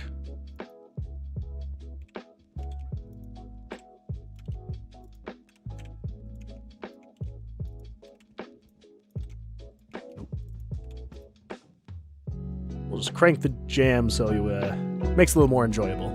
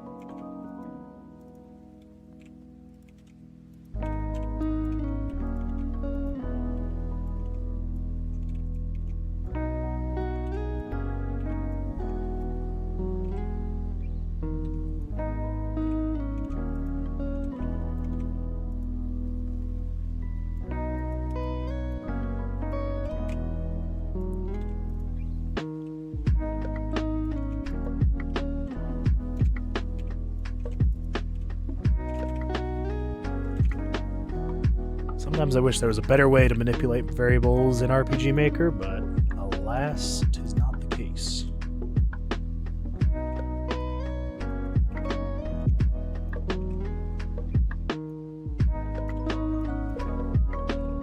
Oh my gosh. Whew.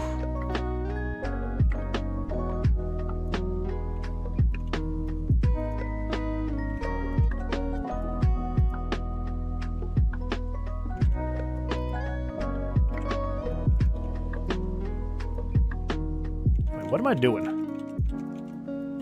Repetition, that's the key.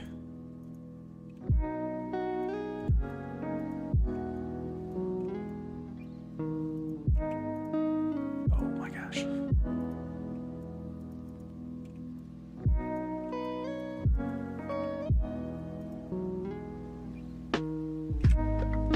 Okay. There we go. So we've got all the variables, so that's good. So let's say, okay, so if you are equal to 0, yeah, that should be good. So if you're equal to 0, so if the room is empty, right, for now, we're going to reduce the amount of chances that a item or monster can spawn. So there's a higher chance of having it be an empty room, because if it's an empty room, that's when it will spawn the spikes. So this is going to set so that there's not a monster, there's no items. And then we're going to do, what is that one? Hey Jared, welcome to the stream. I appreciate the sub. Hopefully it hasn't been too boring of a sequence right now, because yeah, it's not exactly the most enjoyable stuff right now. Trying to get the trap system working, so hopefully I can give you a fun tour of the project soon. All right, let's see here. We've got, okay, so now we need, so my item, monster or item is 71. Variables set 71 to a random number between 0 and 1. Oh my gosh. 0 and 1. So if it's 0, it's going to do nothing. But if it's 1, conditional branch. Okay, so what is, so spawn items. So this is if script. So that's spawning the items, that's spawning the monsters. So this is just going based off of if there is. Okay, yeah. So we need. Sorry, I'm trying to remember how I'm making this thing work. So this is spawning the monsters. So we need this code there. And when you come over here. So if the room is empty, set it to a random number between 0 and 1. This is determining if the room is going to be empty or if the room is going to have a trap in it. Hello again, I'm back. I just went to the rooftop to watch the fireworks and had dinner. Now I'm here. Well, welcome back, Tassin. Yeah, we're making some decent progress. We've got all of the animation done. Now we're just trying to implement the system. So, was it some good fireworks and good dinner, though?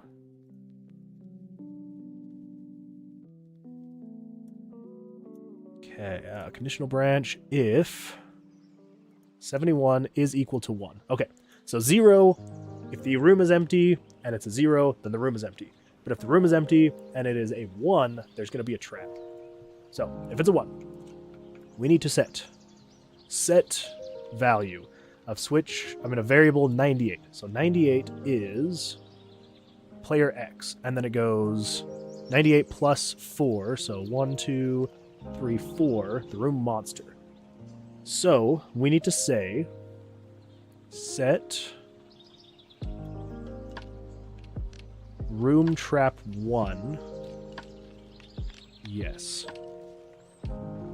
Okay, so how are we determining this? So 921. So we could just, I think we can just set you to 921. So variable 921 plus And then, so it's plus 4 times 100, which is the player's location. So if we do plus 1 times the player's location,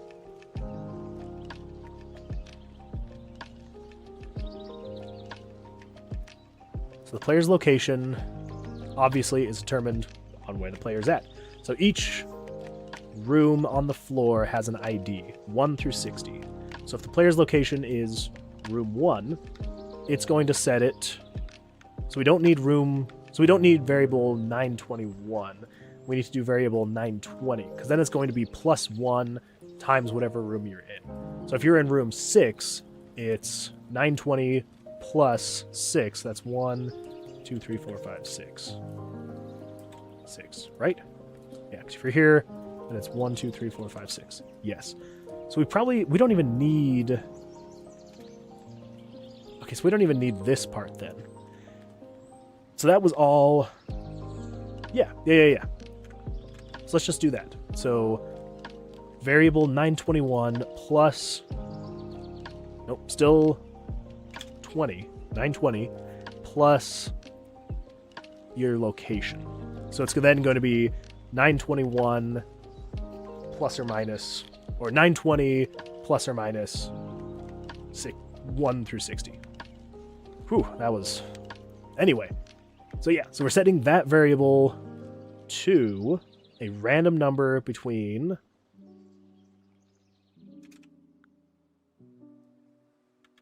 0 and 1. Nope. Right now, since we only have one trap, it's a random number between 1 and 1. So we only have one trap. So random number between 1 and 1. We don't technically need that random, the math.floor math random. We don't need that yet technically, but since we're going to be doing other traps, that's just setting the code in place so that we can, add more traps later. So since we only have one now, it's just going to set it to 1. So I just want to make sure we have that right. So let's come in here. While you were on the rooftop, you thought to yourself, how are you going to share the game with me before publishing? That is a great question. I am not super familiar with how any type of beta testing works. I know there's a way on Steam to, if you're going to put it on Steam, I know there's a way to, when you upload it, you can add... what's it called?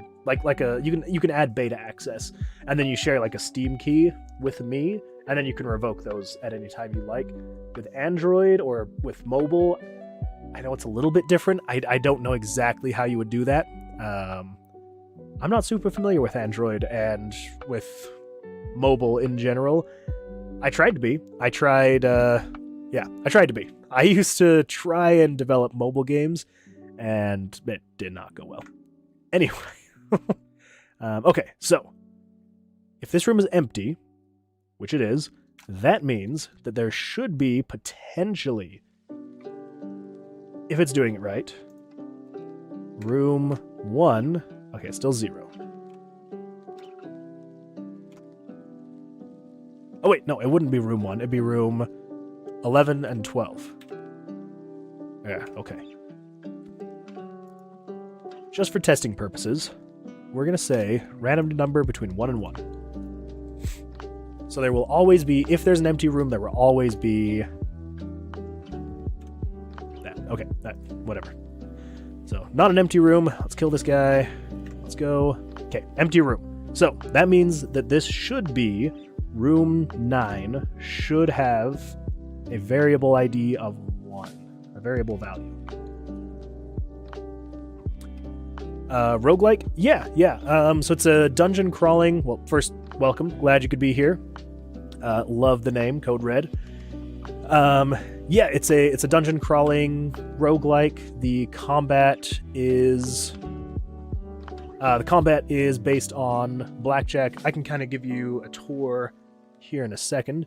The engine is RPG Maker, actually. It's A little unconventional, but okay. Perfect. So it looks like we are getting our traps, the variables set correctly. So room trap, wait. No, that doesn't seem right. So 2-6. This should be an empty room. Oh, wait. I think I know what the problem potentially is. I just want to make sure. So room 6. Do you have a... Okay, you don't have anything yet. That's good. Will you make a devlog? Yes, absolutely. So right now with my channel, I'm only starting week 2, but kind of general idea for the channel is I'm going to live stream every weekday, just in the morning/afternoon, Mountain Standard Time. And then from those live streams, I'm taking clips to make shorts, devlogs, things like that. So I've got a couple on my YouTube channel right now. If you wanted to go take a look at those. So yeah, so the idea is I'll live stream for anyone who wants to chat and interact, and then I'll upload shorter content as well for people that don't like watching long live streams, which completely understandable if people don't like that. I know that live streams aren't exactly the most exciting all the time, and if you're busy, you can't sit down and watch. Oh, I keep forgetting that auto draws. We implemented that just yesterday. And so I keep wanting to go and hit draw because I'm like, oh, I need to draw a card. Anyway, yeah, so I'll be uploading devlogs as I go. It may not cover everything that we're doing in the live streams, but should give you a general idea. Okay, so 212. This should not have a variable assigned to it. Does it? It does not. That's good. Ooh, I think I need to edit something though. Okay, so 211 should, though. 211 does. Perfect. If I come back over here, though, I leave, I come back. Okay, good. So it doesn't... Phew. That's good. So I don't need to edit that. So that's good. So this, room 11, would technically have spikes in it. So that should be good. So if that's working correctly... Okay, so then 210 also shouldn't have. Okay, good. Yep, because it's an item. 2-4 also should not. 2-4, nothing. Okay. Gee, I'm getting a lot of items. I like it, though. Okay. Okay, so far, the only room that should be is... Okay, so room 3. Why does room 3 have this had an item in it, right? Okay, so I think we are running into an issue, which is technically if the room is empty... I should have checked. It's 2-3. Was this one empty? It's 211 was empty. Let's refresh that. Let's just see. I just want to make sure that we're getting the correct variables. Because if we're not assigning the variables correctly, the traps aren't going to spawn correctly. And it's not going to be a good time. Alright, so zeros across the board. That's good. So if I come in here, an item, that's fine. Still zeros across the board. If I come back here, go back. Okay, still zeros across the board. So 1-9. 1-9 is now a trap. Okay. If I come over here, 110 is also a trap. Still a trap. Still nothing. Okay, so I think we are getting the correct trap variables assigned. Perfect. Okay, there we go. So yeah, so Code Red, if you would like a tour, if you're still here, I can definitely give you one. If not, that is totally fine too. Alright. So all of this is happening right here. So if the room is empty, don't let it spawn a monster, an item, or an item.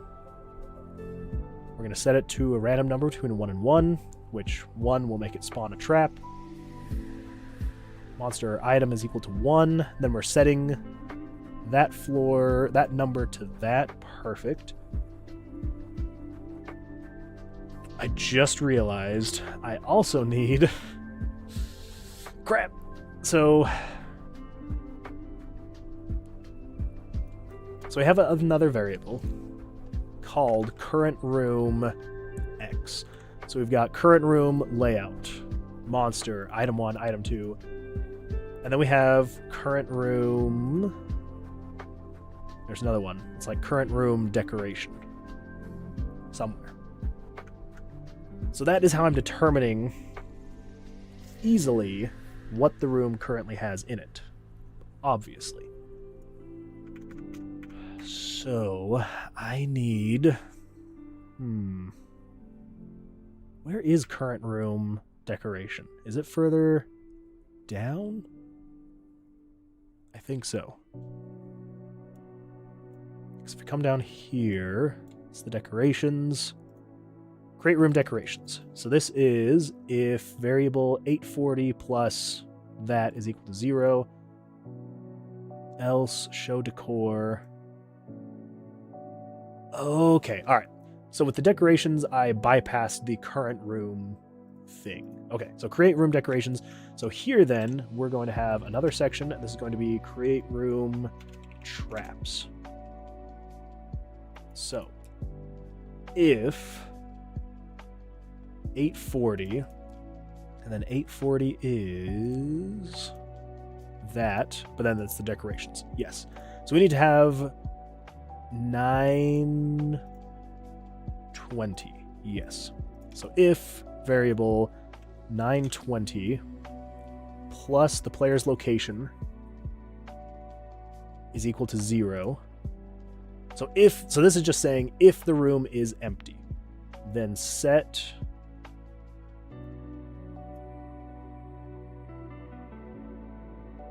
So we're not going to have this be the exact same, because now we just need to say set 920 plus the player's location to -1. Because we want to say if the room is empty and if it doesn't spawn a trap, then we want to tell it to not ever spawn a trap if you leave and come back. So, yes. Yep. So if you're empty, if you're equal to 0, set it to that. Don't show anything. Fantastic. But if you're not equal to 0, then what we want to do is... let's see. Oh, you are totally fine. No worries at all. That is all right. If you've got things to do, you know, if you've got to... I know that it's very late there. Looks like it would be like 1 a.m. there now. So yeah, it's late there, and it's New Year's, I guess New Year's Day there now for you. So yeah, if you're doing stuff, don't ever apologize. You're totally fine.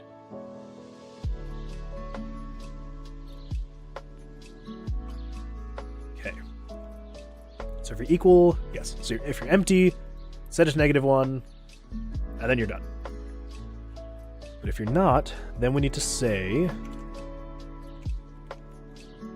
Let's create the first one. So conditional branch, script, is equal to 1.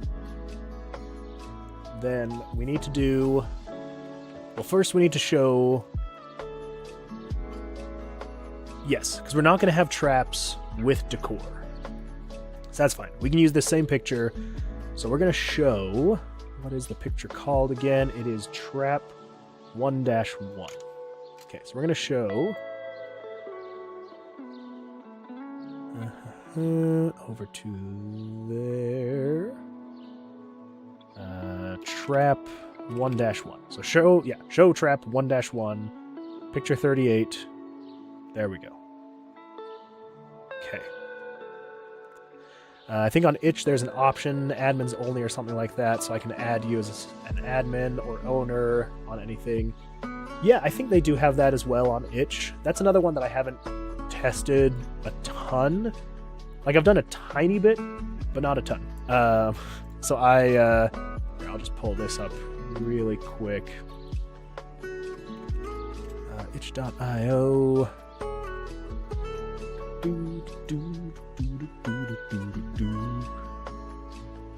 So I have one thing on itch. It's not much. It's just a random, very random game that I made. This is... I'm not going to go into a ton of detail, but yeah, I believe when you are So if we, it's not edit, publish. Yeah, there we go. Yeah, so I think you can set release status, release, in development on hold, cancel prototype.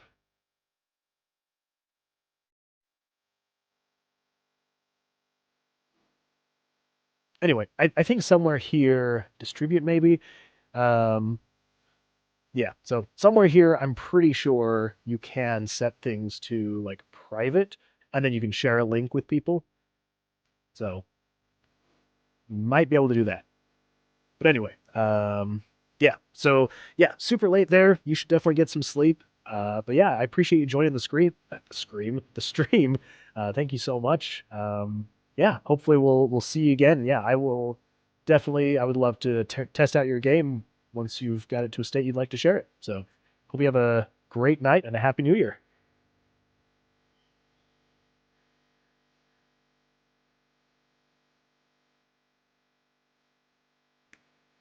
Okay, so if you're 0, okay, yeah, that's where we were. So set the room to empty always. We also okay. Man, YouTube gets so far behind. It's crazy. I don't know why. Like, I'm streaming from the same software. It's yeah, but like YouTube is like 30 seconds behind, a minute behind. It's crazy. So I apologize for the people trying to chat on YouTube. That's it's not fun. Meanwhile, Twitch is like 3 seconds behind. So the joys. Okay, so we need to edit this.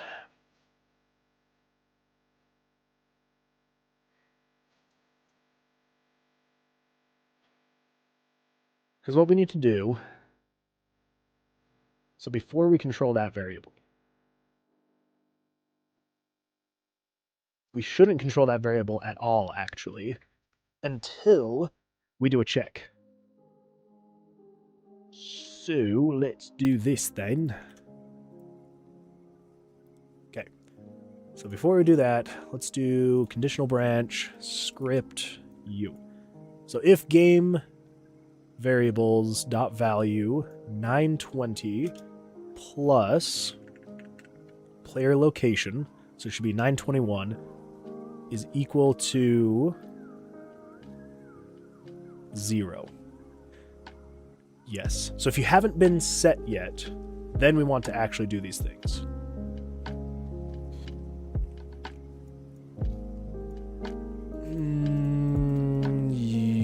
Yeah, that should be right. Because let's say, for example, room 1 trap is equal to 0. So if it's equal to 0, set monster item to a random between 1 and 1. Eventually that'll be 0 and however many traps we have. And then it'll go through and be like, okay, well, if you're equal to 1, do this trap. If you're equal to 2, yada, yada, yada.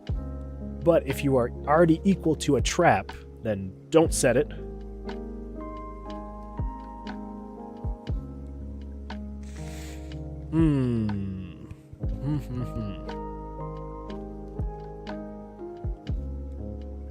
Crap. No, that should be fine. Yeah, so we just need to put this inside of here. Because this is just going to say if room X trap is equal to 0. So if you're entering room 5 and room 5 has already spawned a trap, then it's going to do nothing. Yeah.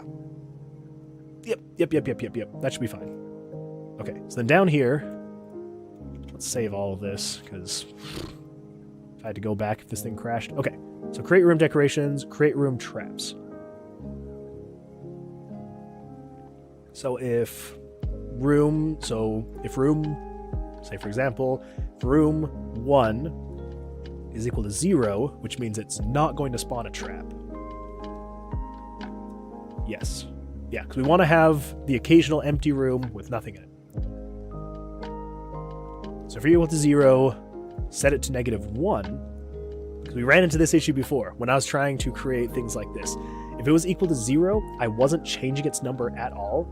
And so for monsters, for items, anything like that, when you would leave the room and come back, it would still be at 0. And so it would be like, oh, well, it's 0, so we need to try and spawn something else. So -1 means you've already emptied the room, there's nothing in there, -1. Don't do anything with it. So anyway, that's why we have that, to make it not spawn anything. But if you aren't equal to 0,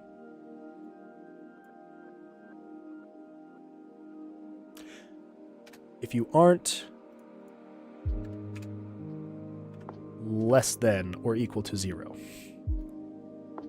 you gotta be specific. So yeah, because if you are less than or equal to 0, then we just want you to do that. But if you are greater than 0, then we actually spawn the traps. Okay. I almost created a bug for myself right then and there. Okay, so we've got... So if you're equal to 1, this is going to be trap 1, the spikes. Yes, absolutely. So it's going to show the picture. Great. Then...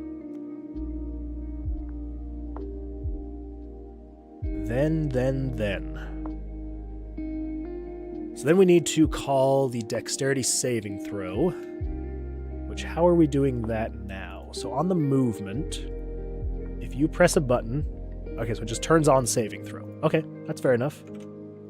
Show, and then saving throw is its whole other thing. It does whatever. So this is the saving throw. It'll do all of its stuff. Okay. So over here, let's do saving throw. So we're going to show the picture. We're going to wait for the transition to change. And then turn on saving throw. And then that turns off. Okay. So it does the saving throw. That's saving throw animation 1, saving throw animation 2. Rotates the picture, turns off, yada, yada, yada, yada, yada. Okay, and then it gets rid of all of that. If saving throw... Oh, crap.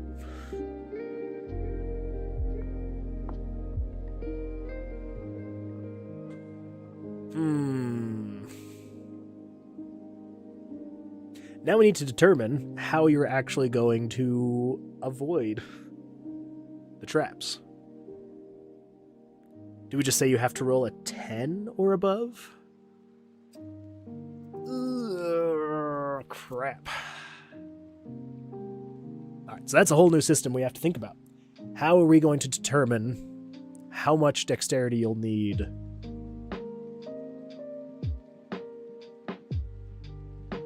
Because right now, it's just going off of... So this saving throw was going off of just the monster's armor class. Which makes sense. But we don't want to do that permanently. Because... Do we just have a second...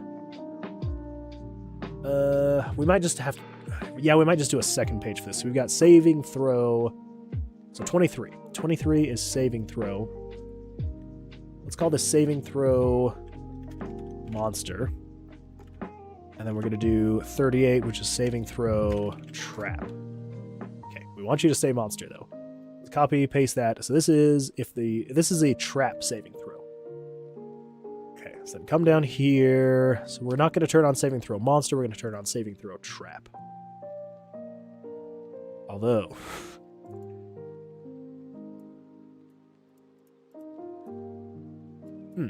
Okay.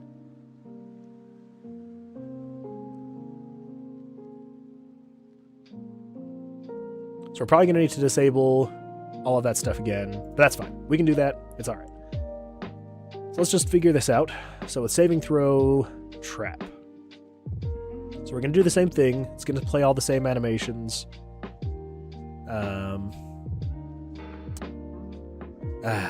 Good times, good times.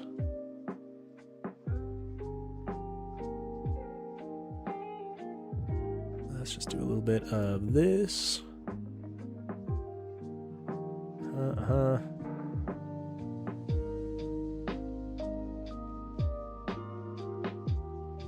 You know what? Never mind. We're just gonna do that.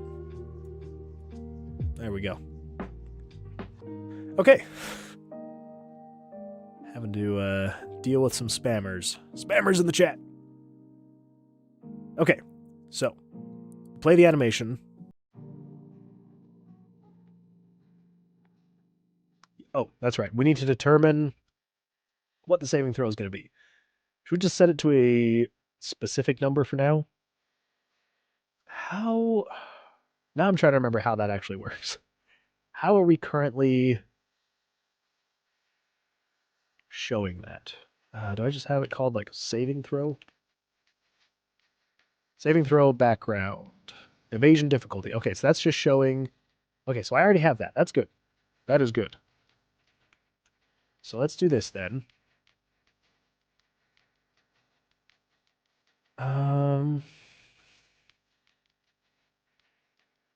That could actually, we could base it off of luck. Yeah, we could base it off of luck. Uh, do, do, do, do, do.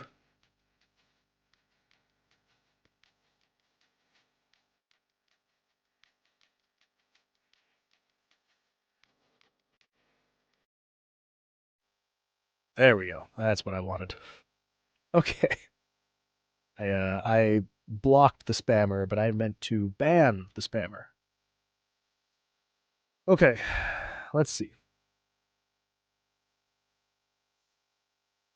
I'll figure all of that out later. For now, we're going to say the spike trap, because we're going to have different difficulties on the traps, right? So some of them will be extremely difficult to avoid. Others will be a little bit easier. So for this one, for trap 1, so we're setting the variable to trap 1. So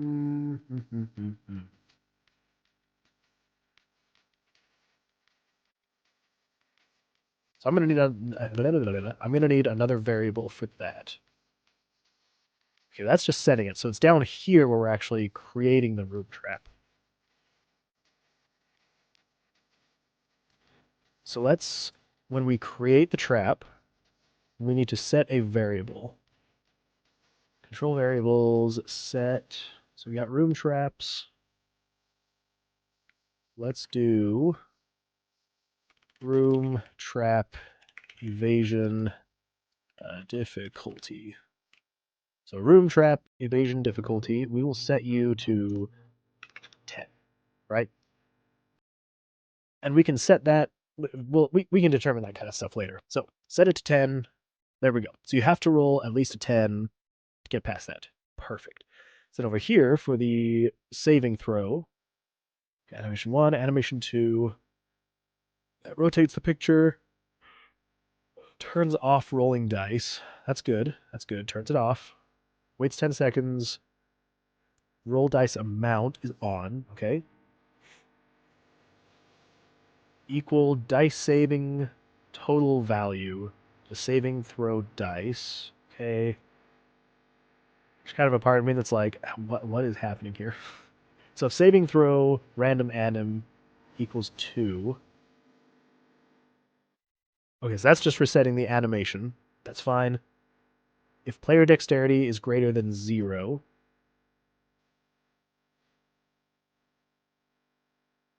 saving dice total plus player dexterity, that's fine. If player dex mod is greater than 0, so that's adding your stat and your modifier. And then saving dice total value. Okay, so if saving dice total value is less than, not monster armor class, but the room trap evasion difficulty. So if you are less than that, turn on player damage, turn on failed dex save. That should be fine. Roll amount, set it to 0, turn it off, roll amount 2, turn it off, erase the picture, show picture number 96. Oh, move picture number 96, that's fine. Saving throw monster, turn off. Nope, we want saving throw trap, turn off. Okay.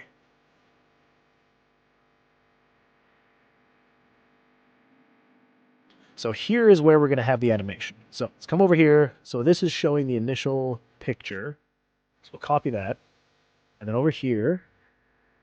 So if you fail.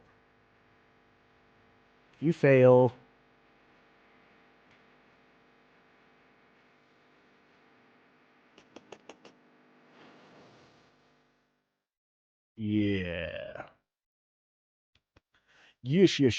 Okay. I'm trying to. I've got a lot of things running through my head right now. I think the biggest thing I'm thinking is right now the way it's set up is every time you go into a room with a trap, it will spring every time. So I'm trying to think of the best way that we can avoid that, but for now, we're just gonna call it good. So, okay, so if you fail, so if the save dice total value is less than room trap evasion difficulty, then what we're gonna do is we want to show these pictures. So 38 says trap 1. I think it's gonna go all the way to 8. Let's see.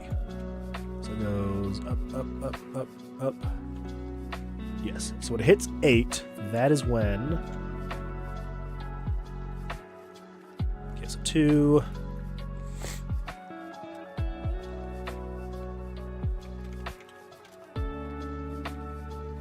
3. 4. 5.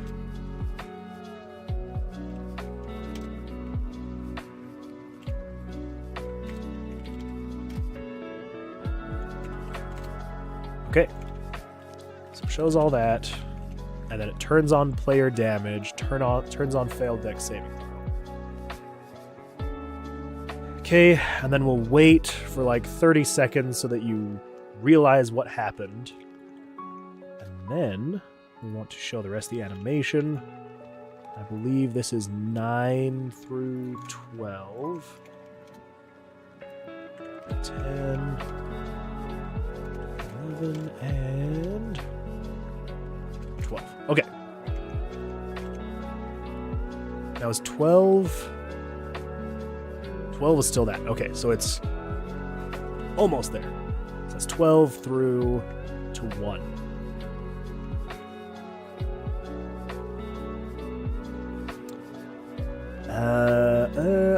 Crap. No. So we need to do this stuff first. So let's cut you. So if you fail, we need to do that. So it gets rid of the cover, gets rid of the rolling pad, all that stuff. And then saving throw trap off. Okay.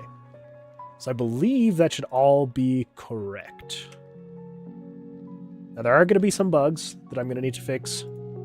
Some stuff that I need to do. Okay, so if I come over here, and if it's a trap, I should have... Okay, of course. Okay, so if I come over here, and if it's a trap...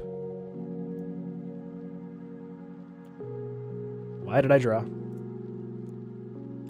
Okay, if I come over here, and it's a trap... Oh my gosh!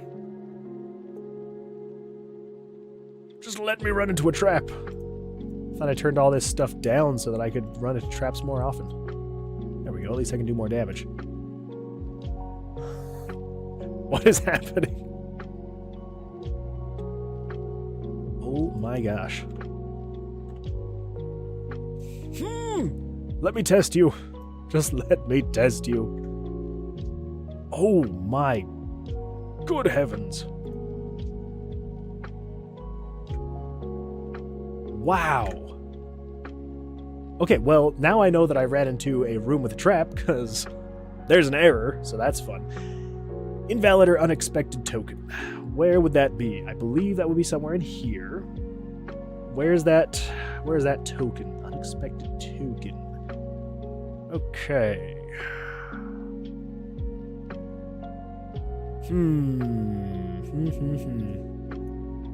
So what part of this is unexpected?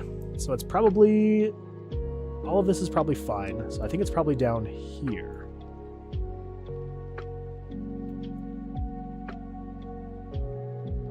So if... Let's do this. This is my way of seeing where the issue is. So if I flash the screen...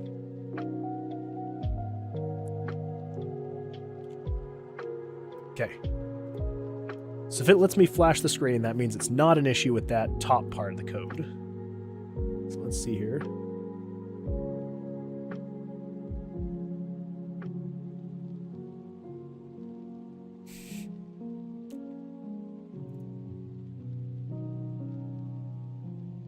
What?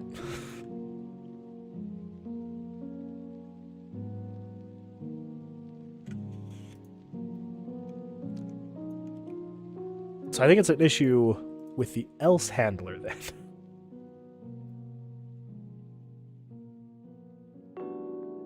Yes. Oh, actually, that is a fantastic point. Thank you, broken code. You are fantastic. So, I realized what we need to do is set 920 plus player location to -1. The reason being, if you have a monster, you're not going to have a trap. If you have an item, you're not going to have a trap. And if you have an item too, you're not going to have a trap. Thank you for doing that for me. Okay, so room 6 should be a -1 right now, which is good. It's what it should be. Room 6, -1. Okay, so if we come up here, of course it's a monster. If we come over here, of course it's a monster. Why would it be anything else?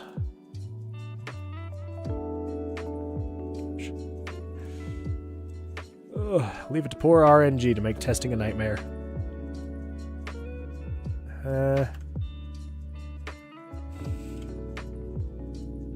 Okay, so that tells us this is very slow testing, but that tells us we were able to get to here.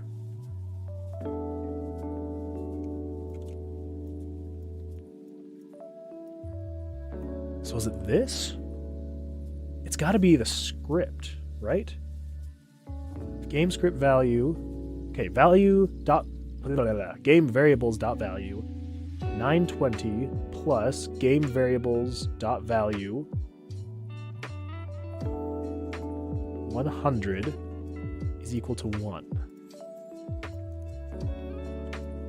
That seems fine. I literally just copied and pasted that. Oh, I see it. I see it. I see it. I got rid of the single quotation mark on the name of the image that it's supposed to show. JavaScript. I love hate you. I love hate you, JavaScript. You are the worst best. You're the worst best thing that's ever not happened to me. Okay. Okay. There we go. Take my blackjack up your butt. I'm sorry. I'm sorry. Don't kill me. Okay, let's test that again. Maybe we'll get more lucky. We won't get more lucky. I mean, we got a blackjack, but...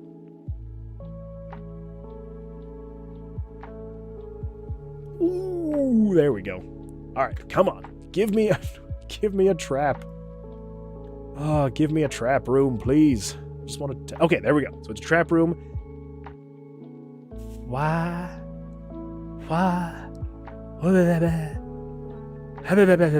So many things just happened here that were not supposed to happen. First of all,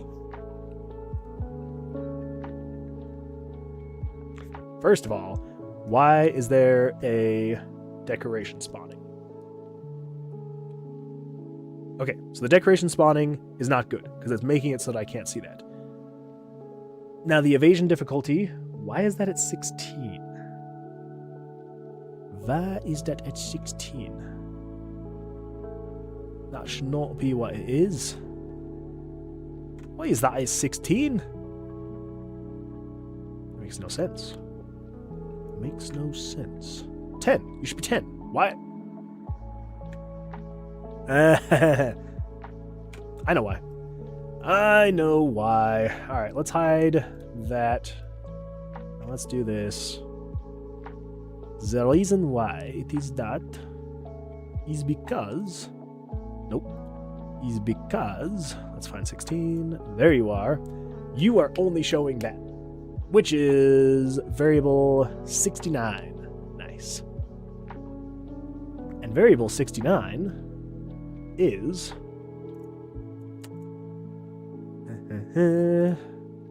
variable 69 is monster AC. I think we should be fine to manipulate that variable. We should be able to use that. Yeah. Okay, so what we need to do, cancel that. Over here. Down here. No. No, blah. So we don't need this variable at all. We don't need 96 at all. We don't even need it. What? 906? We don't even need you. We don't even need you. 906. Deleted. We just need 69. Nice. Set the monster AC to 10. Okay, that'll show the correct number now, so that's good. Fix that. Next thing to determine, when I failed, which I did, why didn't it do anything? So these are the animations, 1 and 2. Okay. When it finishes the animation, it rotates the picture, turns off rolling dice, waits for 10 frames, yada yada yada. It moves the picture into the center of the screen, turns off linear, sets all that stuff, yada yada yada. If saving throw animation, okay, that resets the animation, waits for 20 frames so you can see what you've actually got.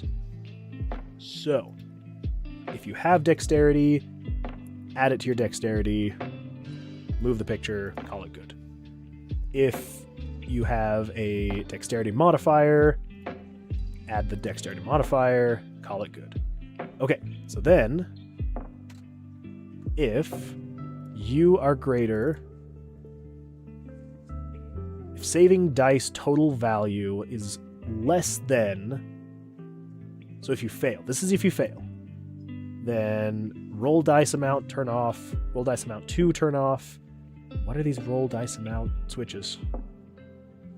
I don't know what they're for, but I'm going to leave them on just in case, because I'm sure that I turned them on for something. Okay, it erases picture number 97. What is 97? 97 is the dice. So it should erase the dice. It should erase. It should get rid of the board as well. And then it should show the trap. Yada, yada, yada. Shows the trap. Turn on player being damaged. Turn on failed dex save. Show the rest of the trap. And then get rid of everything. That is if you failed. Okay, so we need our else handler, because if you are successful, it needs to do all of this same stuff, but it just needs to leave that as it is. Yes. Yes. Okay. Next, we need to fix the decorations, because if I have traps, because I'm using the same image layer as the decorations to show the traps. The decorations are 38.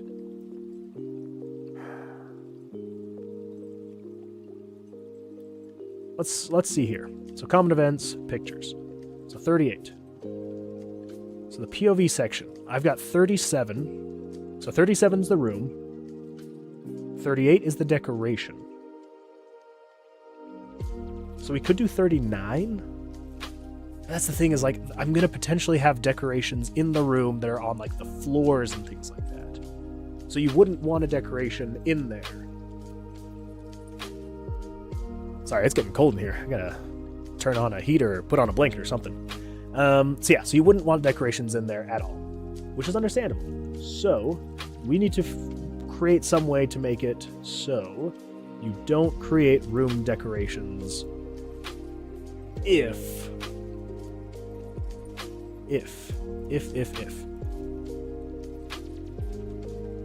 So if 920, yes, so we need this conditional branch. We just come in here, go to conditional branches, script. So if the room trap is equal to or less than 0, then you can do this. So if there is no trap, you can decorate the room. If there is a trap, do not decorate the room. Perfect. I'm also going to come in here. We're going to just completely turn off items and monsters for now. We don't need them. We don't need them. We're fine. We just want to be testing these room things. Okay, here we go. So if we come over here, it should be the trap. Shows on the floor. I evaded it. Perfect. We're good. We can leave. Oh no, the next one's a trap. Oh my. Okay, this is actually giving me an idea for potential floors where there's no monsters, there's no items, it's just traps, and it's like, hey, do you think you can make it through this floor with no items, no monsters, just going through, and if you get to the end, you get some reward, some loot bonus. So you're just like, come on, give me a good roll, give me a good roll. That'd be kind of fun. Anyway, okay, I want to test and make sure. Okay, come on, let me fail. Okay, when I come back over here, though, this one shouldn't have a trap, right? Okay, I was like, if that's broken, so help me. There we go. Come on. Oh my gosh. Of all the times that I want you to fail, let me roll a low number, please. Okay, there we go. So I fail. Okay. That's okay. We know where the error is. The error is over here. The error is specifically when you are taking damage. So, if you're lower... Oh,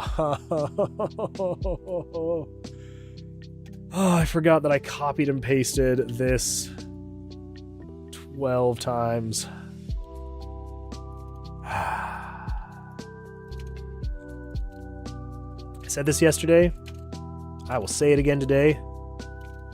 While copying code can be totally fine, if you copy the wrong code, it makes a mess.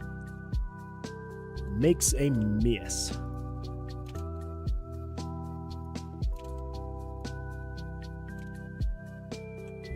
Okay. So I think the only thing after this, as long as we test it and it's working, I think the only thing after this is we need to disable, because right now if I do this, I can leave the room and it's going to freak out and do weird things, which I shouldn't have done that because I'm trying to test this. So I need to disable player movement. Okay, so we can move up. We've got this. Of course I passed. All right, let me roll a low number. There we go. Low number. I get damaged. Okay. Just... Oh, we need more loading stuff. Okay, trap. Trap 1. Man, there are going to be so many images in this game. It's crazy. I need to calm down with the images. It's fine. It's fine. I like the images. It makes it more fun. It makes it more exciting, right? Just need it to not get too big.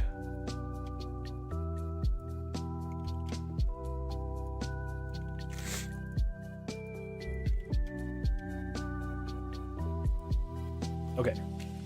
We had to wait in between those so it can load all of that into RAM. Okay, that way it won't be so flashy when it's playing. Okay, here we go. Let me fail. Barely. Let me fail. Let me fail. High roller. I appreciate it, game, but please, thank you. Natural 1. Bam. It's not terrible, per se. What is the decoration set to? Well, okay, so this is the decoration animation, right? Room decor animation. Yes. So this is waiting for 10 frames.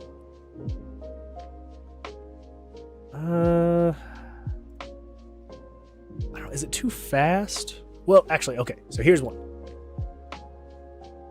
Before we do any of this, I want you to wait another, like, 20 frames. Like a little less than half a second, just so people can see the trap that they're getting themselves into before it pulls up that thing. So yeah, so spikes, you see just a little bit more. Hey, look at that, we passed. So you're like, oh crap, it's a trap. Oh my gosh, why? I'm barely eking out. 3 9s in a row. Okay, this is gonna be the one. This is gonna be the one. There we go.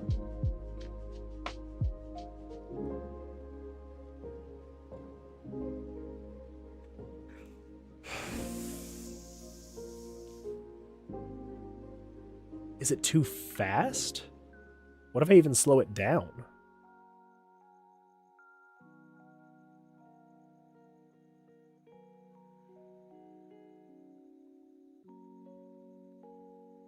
Or maybe it's the fact that they're going up in at different times that I don't like.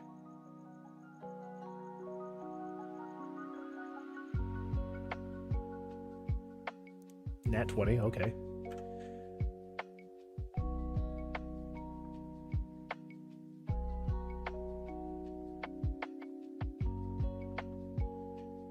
I think it's actually okay. I think it's alright. I am realizing now, though, it's damaging, well, it's turning on damage the player, but when the player is taking damage, it's decreasing the HP 51. So we need the monster's attack, because one of these, it's going to be variable 7, right? Decreasing player HP.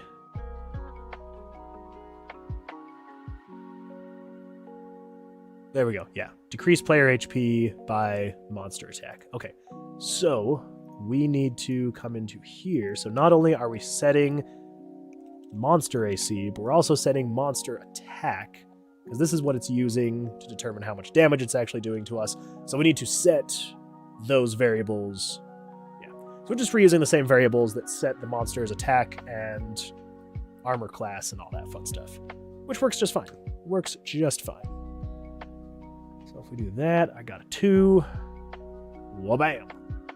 Okay, and then it does 1 damage. Perfect. Okay, so I think at this point we just need to make it so that you can't move on saving throw trap, so 38. Okay, so this is how you move around the dungeon. We want to make sure you can't if 38 is on. I think that's the only thing we need, though. So if I come over here, yada, yada, yada. So if I move, I'm trying to move, I'm trying to draw, attack. I can't do any of that. I might actually...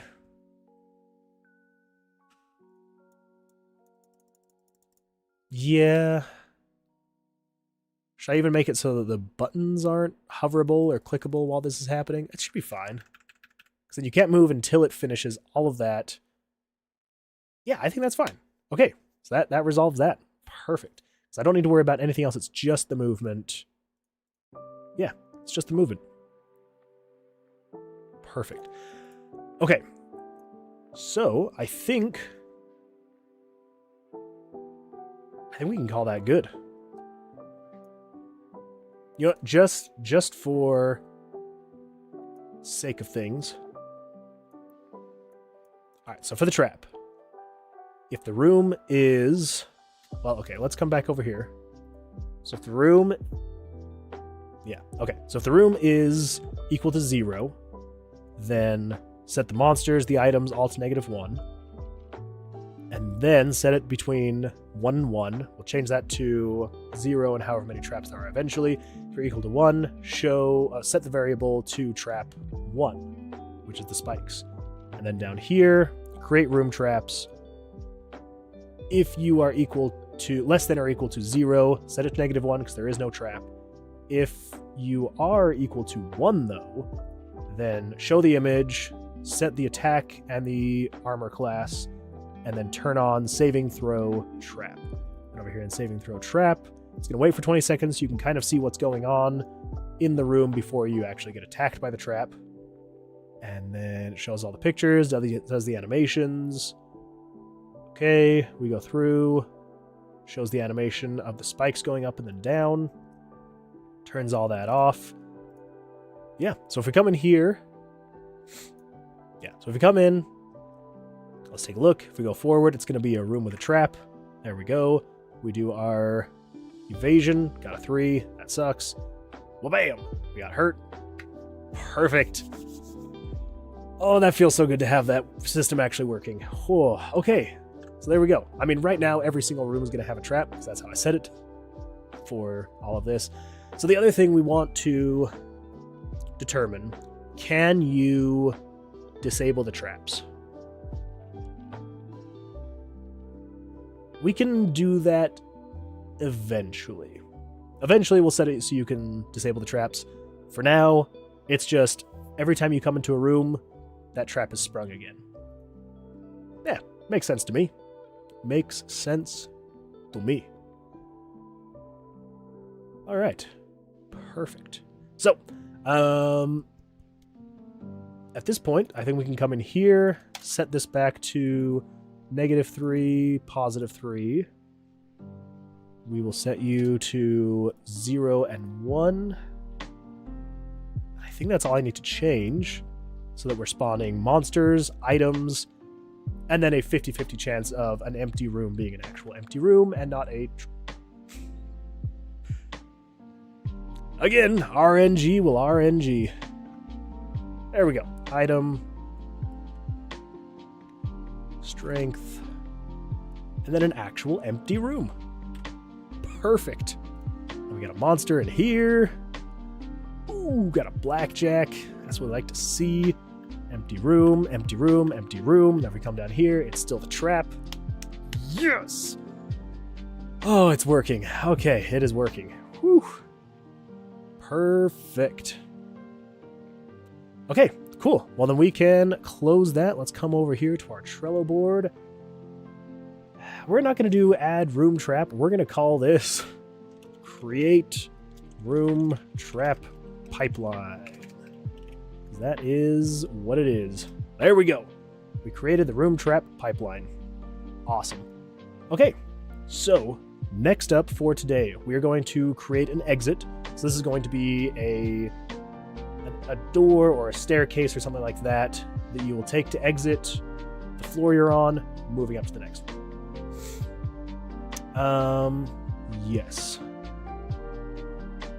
So create exit. Really quickly, I am going to take a really quick short break, and then I will be right back. So yeah, see you in a couple minutes.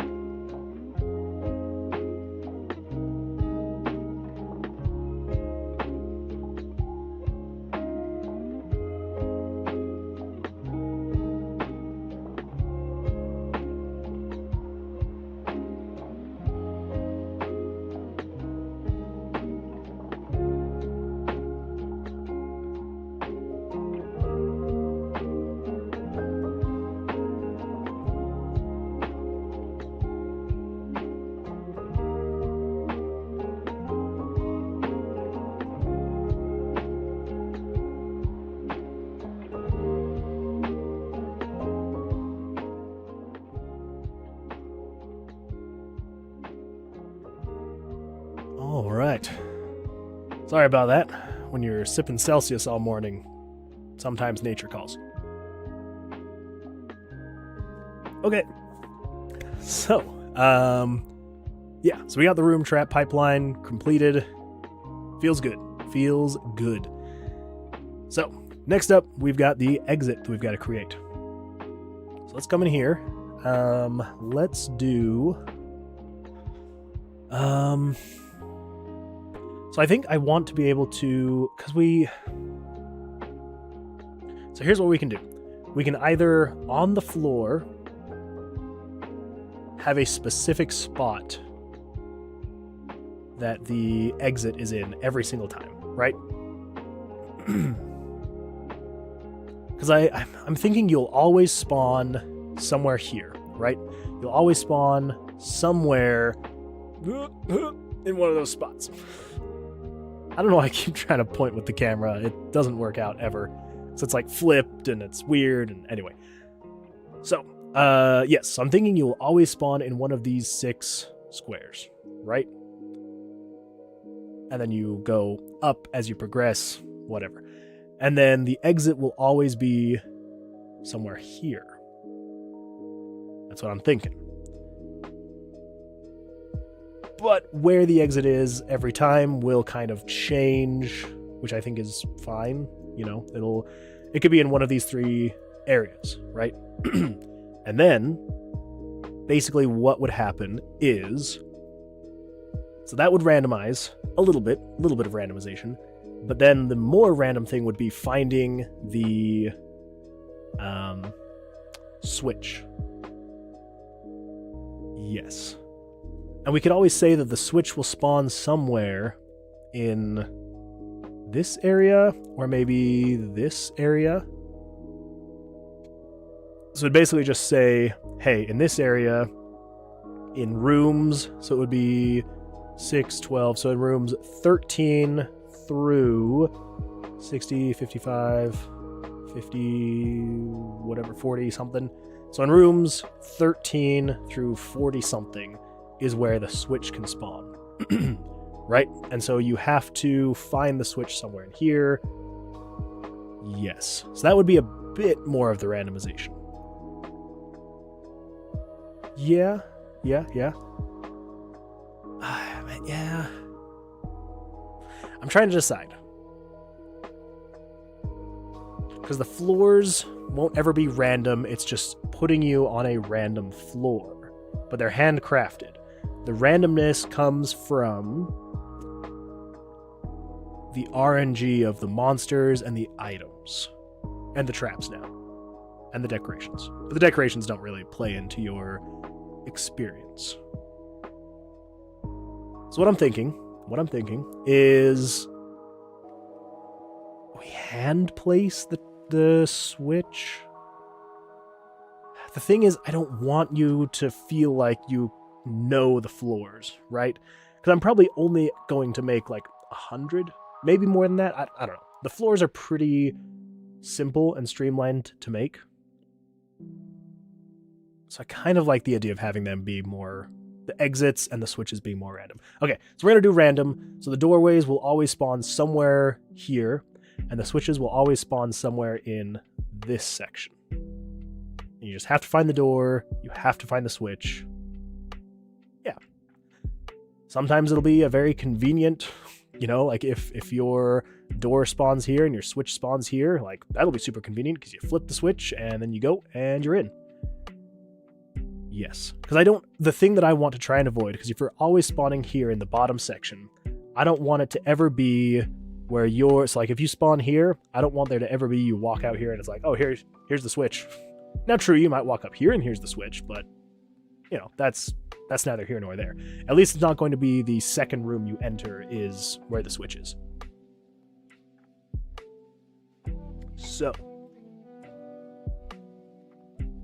I think the first thing to do is the graphics of it. So let's do this. Let's pull up this one. Room 3. We'll do room 3. Pull up room 3. We can close you for now, because we're done with traps. Eventually I will add another trap. But for now, we'll call it good. Okay, so let's do that. There we go. I think... How are we going to do this? Is it going to be... So we're going to need a closed door before you flip the switch. Because if you find the exit before you find the switch, it needs to be blocked off, right? So we need a door. So let's come in here. We're going to do door.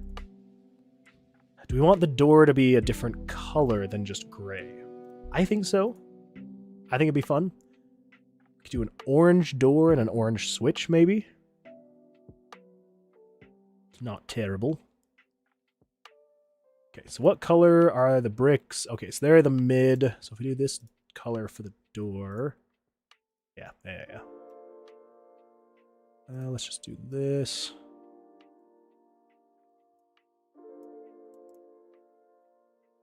Okay, and then we'll do...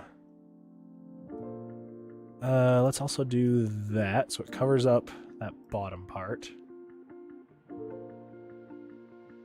And we can get a little bit more detailed later, but for now, we will just make it extremely basic.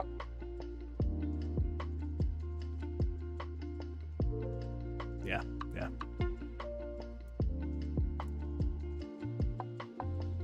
We don't want to make it just look like a regular door, right? We don't want to just be a boring orange slab.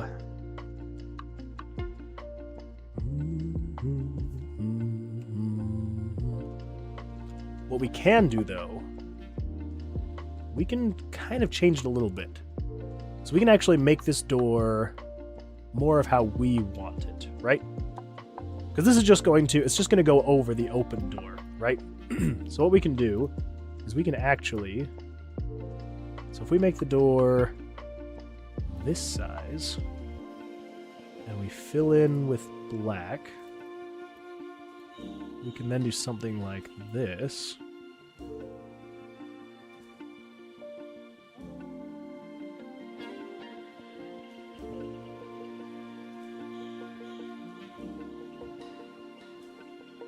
Okay, let's do... Bear with me.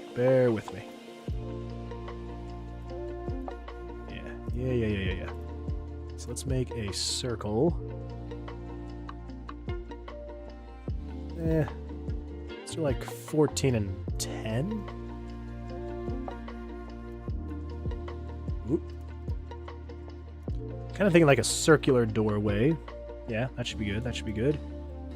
Then we do this. Move it up to there.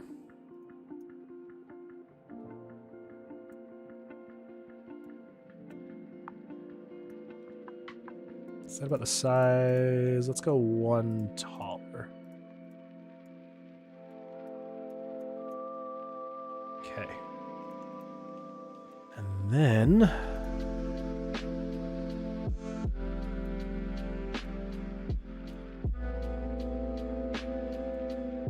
Ooh, that works out perfectly.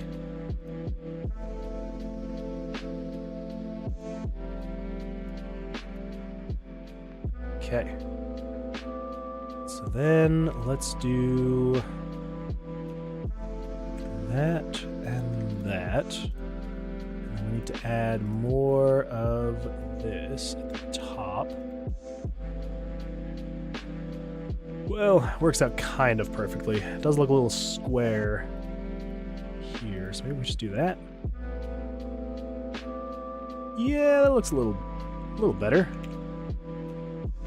Still a little too square, though. So let's do this, then. Let's delete these. So maybe if we start squaring off here...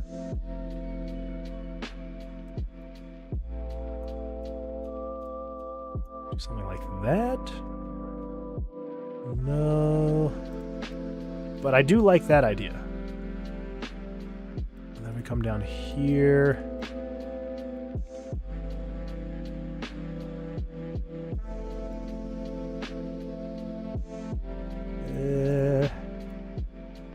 We're trying. I am in no way a pixel artist.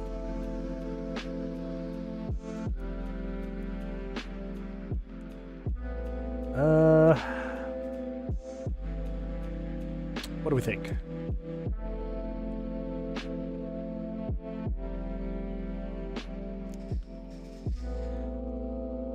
Let's do this. Let us do this. We're going to delete all that. Just delete it all, except for the door. Everything except the door.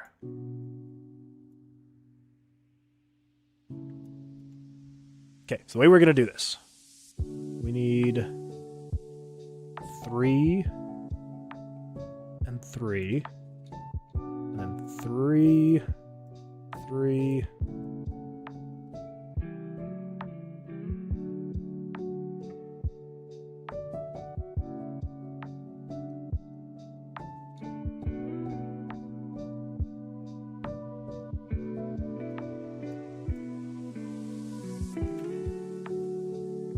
yeah. All right.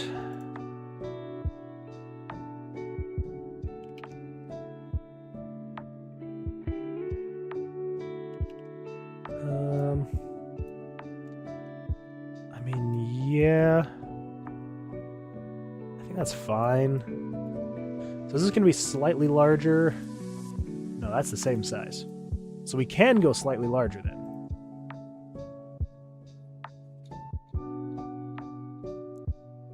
Nope, we need to keep this the same size, because the decorations, we need to keep it the same size, which is fine.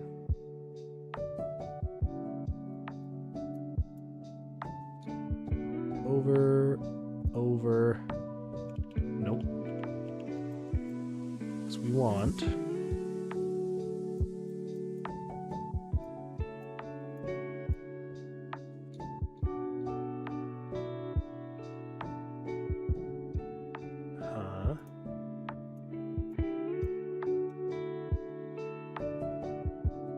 Yes.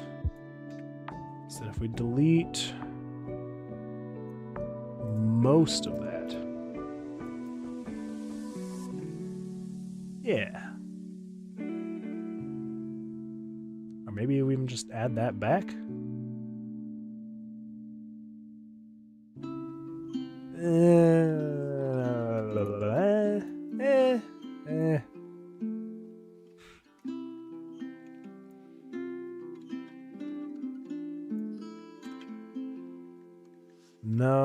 No.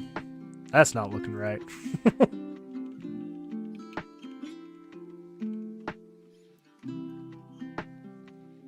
We just leave it blank. Because that's like the only parts that I could bring back without it looking weird. Which is maybe fine.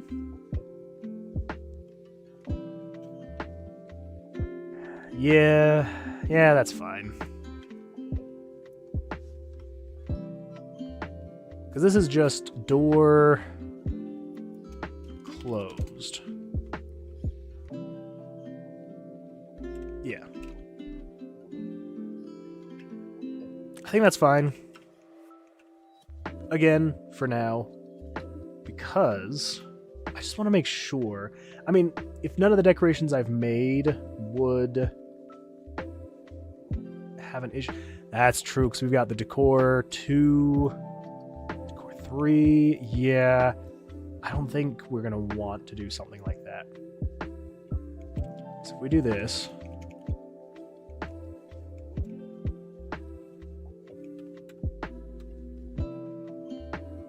what's happening?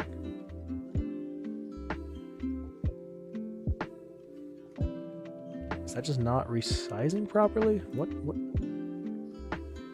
was that? Did I not resize something correctly? I hope not. We'll figure it out later. Anyway, yes, we want to keep this door frame the same size as that door frame. But we could make it slightly taller. No, even taller we don't want to do. Yeah, let's not do it taller either. Should we keep it the exact same shape? We should probably keep it the exact same shape and size, just so that we don't run into issues. So, let's erase all that. That's all. That was all for naught. Okay, we're just starting fresh. Get rid of all that. That's the door here. Blom. Cover that up. There we go. Okay, that's the door. Perfect. And then we can just kind of do something, I don't know, simple. We'll do something like, just a simple shape.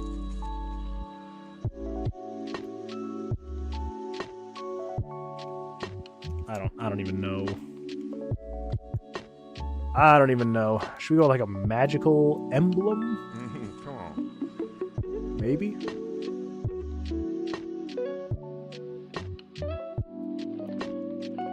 No, that's looking weird. Something like...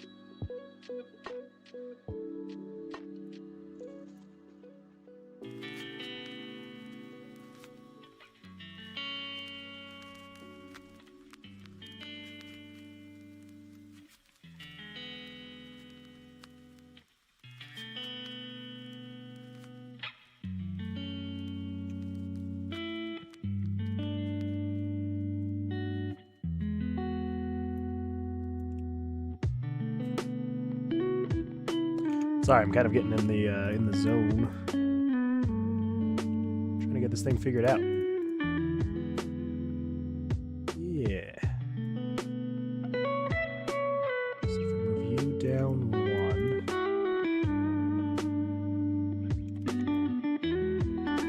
I don't know. I'm kind of thinking just like some type of sigil of sorts might be best for now.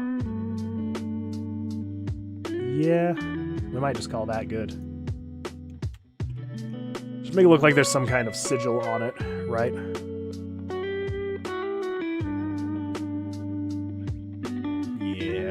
Yeah. Now here's something we could do. Kind of add a little bit of...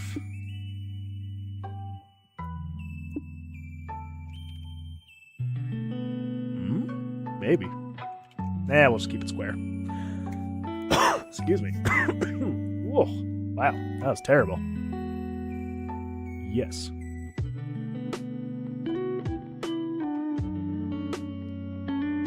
Sounded like a footman from Warcraft 2. Yes. No. Yes.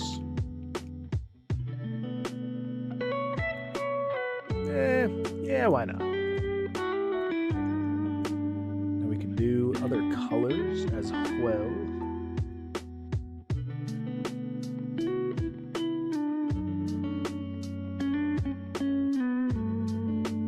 Maybe.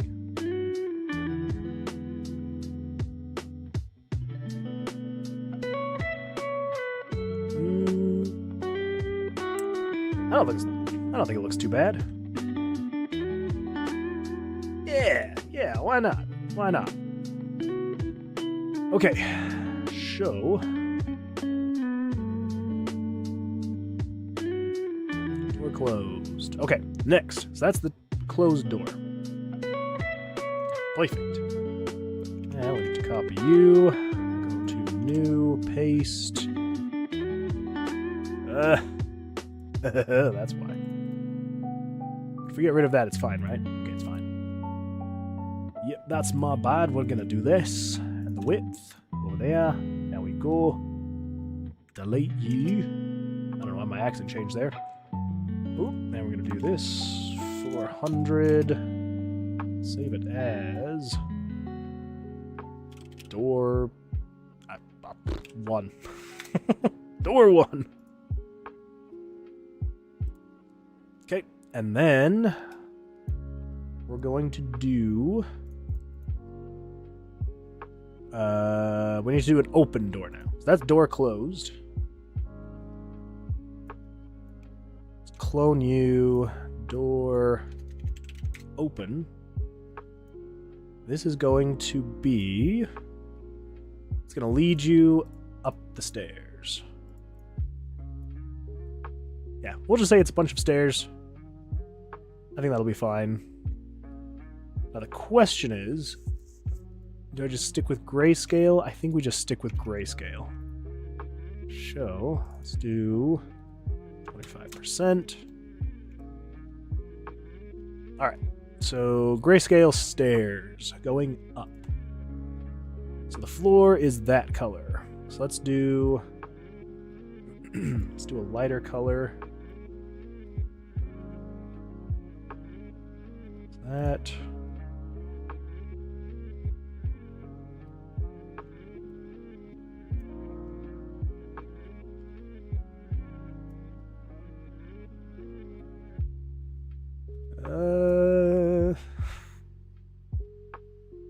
It sells the effect okay enough.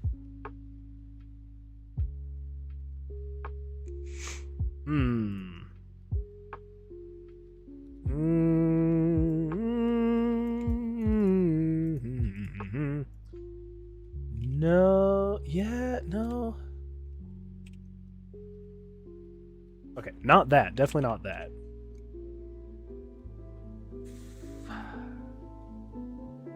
So maybe if we do this. Let's do you.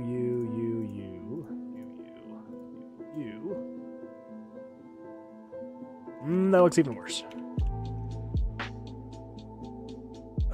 We could offset these. So basically, we would just do something like that. I think we need to have one more stair, though, if we're going to do that. Whoop. Whoop. There we go.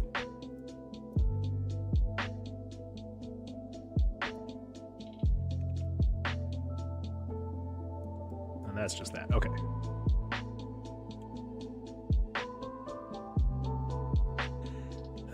It's too light.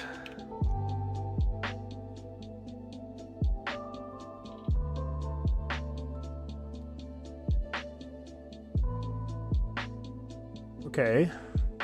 That's something. Let's see what it looks like if you were like this. Yeah. Okay.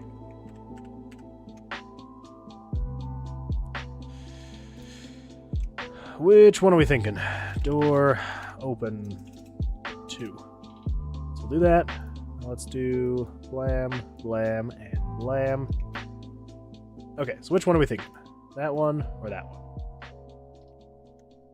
That one or that one?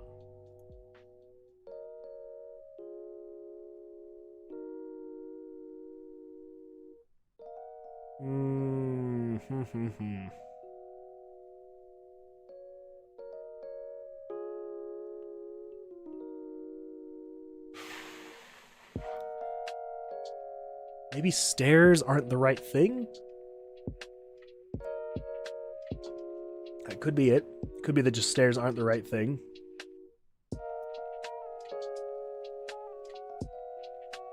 I feel like the closed door is good. You open it, there's stairs. But I don't like either of these.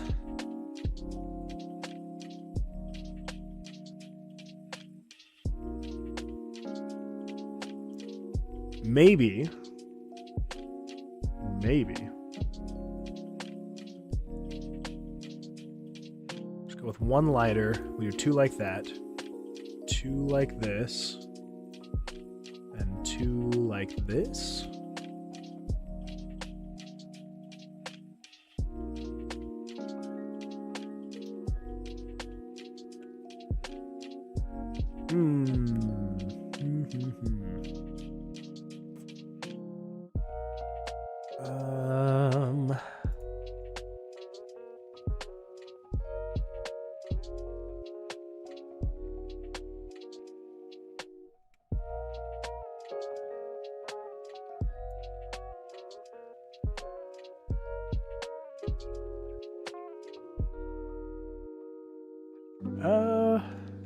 Actually.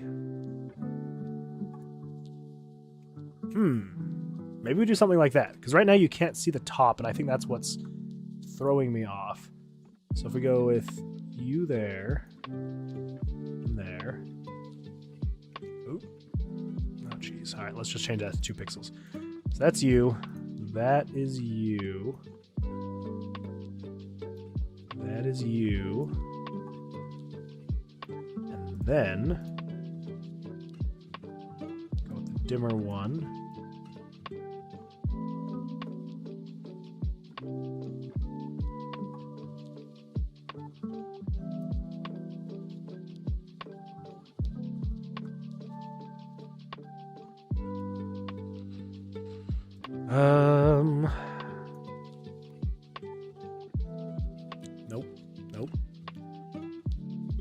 Nope. Not looking good. Okay.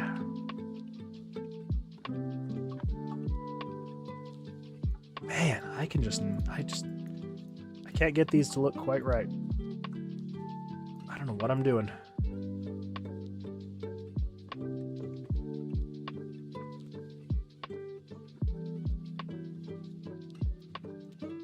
We'll call it good for now. We'll just say that's whatever. We'll figure the exit out later. For now, we'll just call it. Let's copy that.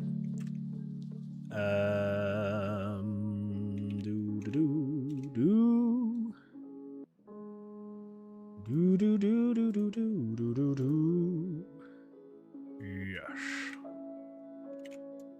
400, not 4,000. That would be massive. Did I just call it door? Did I not call it door? There we go, door. Oh, it's because I've got dice. Anything with door is going to be a nightmare to find because you have to go through all the dice. So door 1, door 2. Perfect. Okay, next is the switch we need to press. Okay.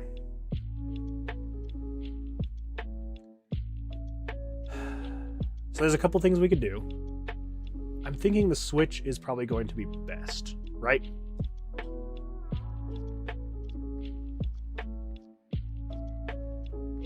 Tragic. It's gone. That's okay. I should probably start drinking some water anyway, since all I've been sipping is Celsius all morning.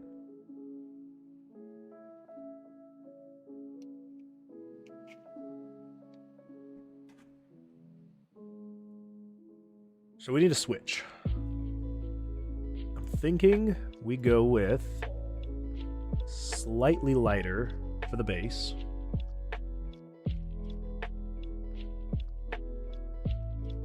Let's get rid of that. Switch base. So let's do something along the lines of, I don't know, we'll make it like,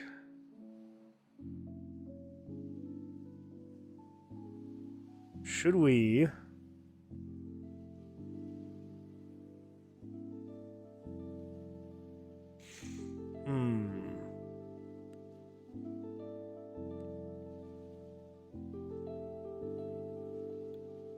I think this will just be something you enter the room and it flips it.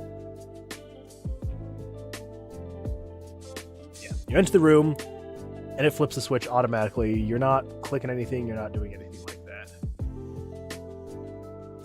We just do something like that. Maybe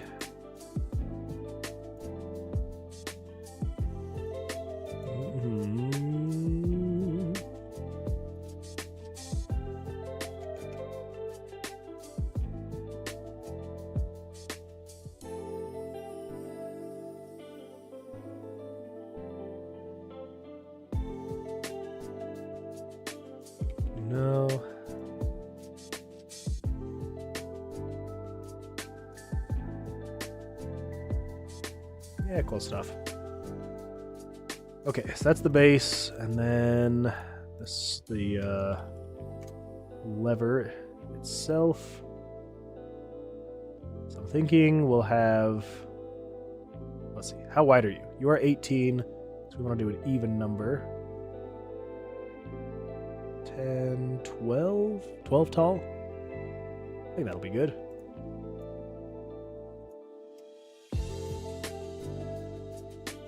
So this is called switch. I'm gonna center that. Okay, so let's do there to there is 17, so we'll do like, I don't know, 7. Let's make that a little bit shorter.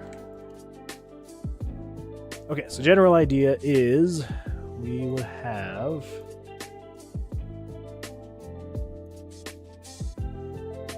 I don't want it to look too simplistic. Now I worry that it's going to look a little goofy.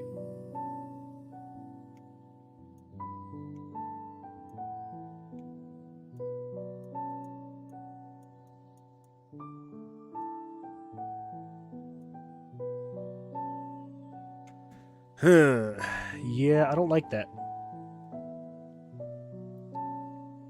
This is what I was thinking, but yeah, I'm not a fan of that. So let's do...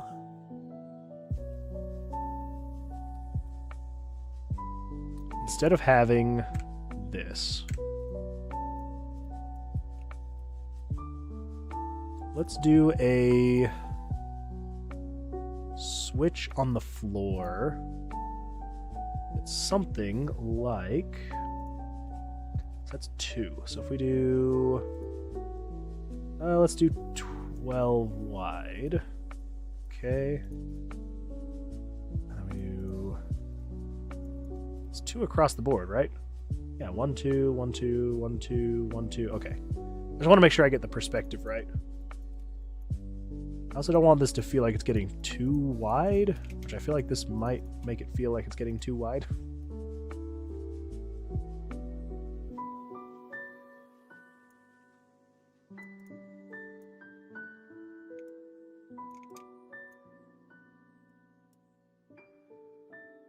Yeah, that doesn't feel square at all. It's technically correct with the perspective, but that feels weird. That feels very weird. So... let's cut these sides off. We're gonna... Oh my gosh. We're going to expand this by 1 as it comes out.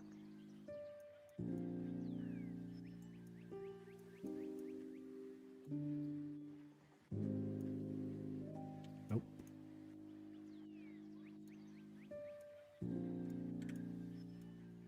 Okay.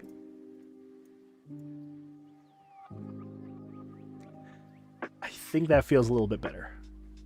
The general idea is we will have that, and then let's grab this orange. So we're going to call that hole, because that's just like a hole in the ground where the switch is going to go into. Then we do switch itself, and this is going to be do. And then the normal orange. Nope. Slightly lighter orange. Nope. We want to do that.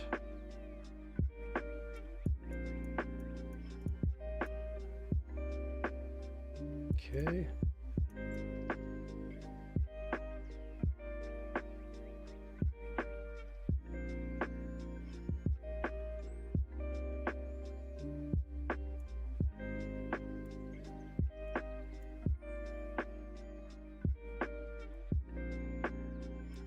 Just gonna add like these glyphs again to it.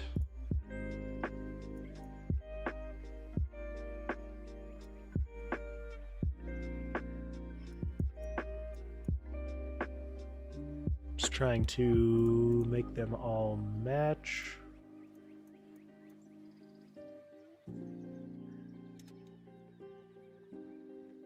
Okay, so the idea here is when you come into this room, you step on this, which will then trigger the door opening.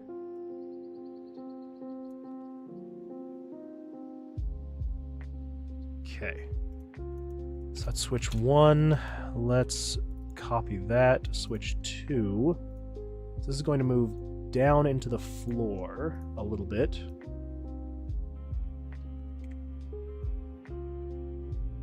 Which I believe if I add shadow like that, is that going to look okay? Maybe? Oop. Okay, so that's before it presses, and then goes down one more. Switch 3. So we're going to have you go down one more. We're going to delete you. And then we need a dimmer orange. There. And a slightly lighter orange on these guys.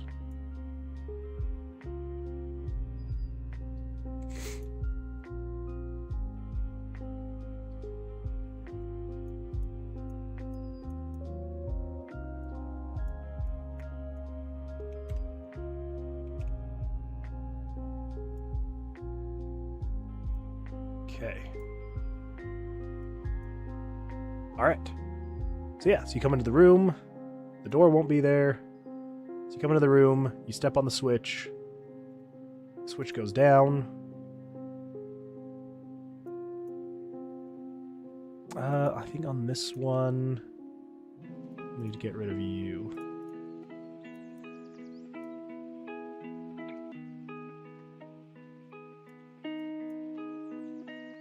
Nope. Nope, nope, nope. We gotta keep you.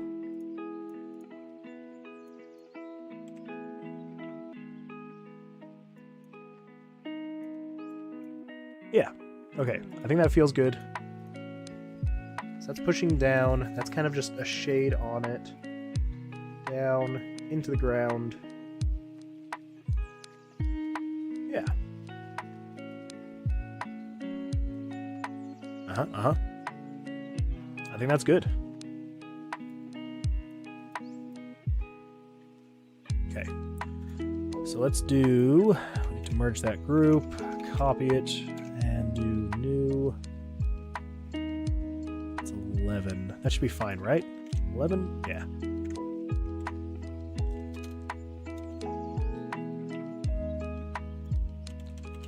Switch 1.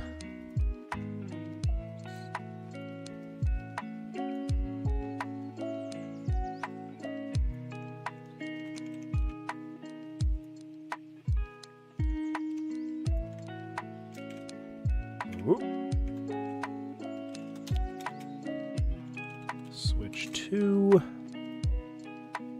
And...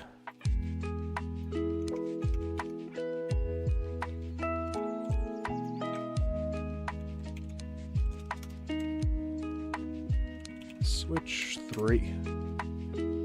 Perfect. Okay. So we've got the switch, we've got the doors. So now... we just need to make them spawn. So let's come over. Oh my gosh, there we go. Sheesh. Okay, so let's come over here. So the spawning of the door and the switch. That needs to happen when it's spawning the dungeon. So... Dungeon 1 spawn.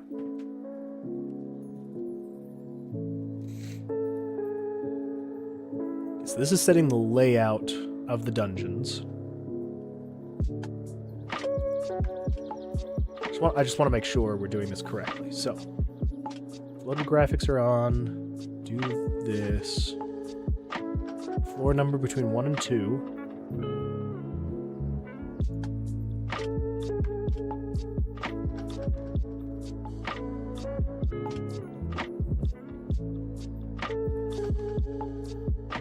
So where is it determining what dungeon it spawns? I think that's...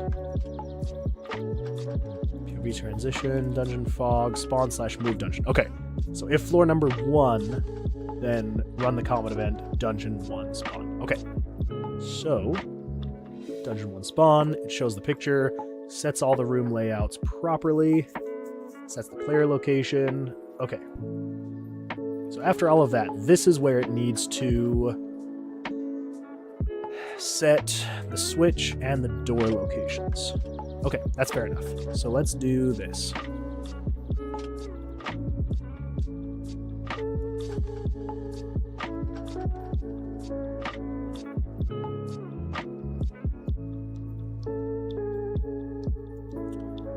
Well, how are we going to do this? Map. Where's map? Map 1. Okay. So on map 1, it could be in 60, so it could be 59, 57, and 56. 59, 57, 56. Okay.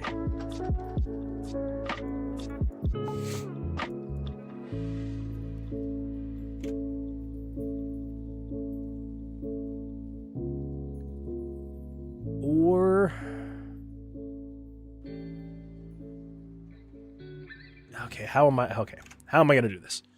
So once it's there, okay, before you set the player location, this is going to be comment, creating exit. Okay. Creating exit.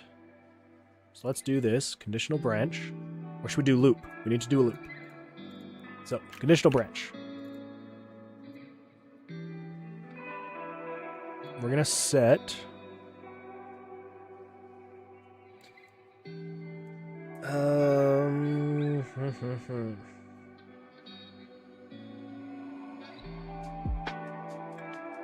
So, what do we need to do?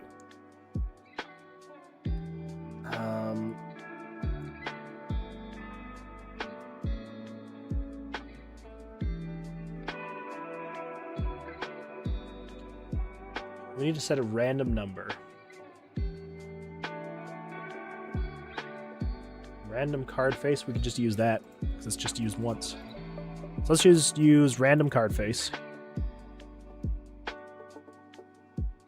Okay, so set variable random card face to a random number between, so it's 60 and 59, 58, 57, 56, 55.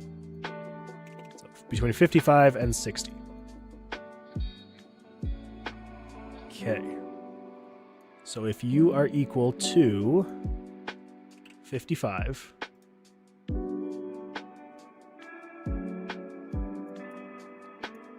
then we need to say if room 55 layout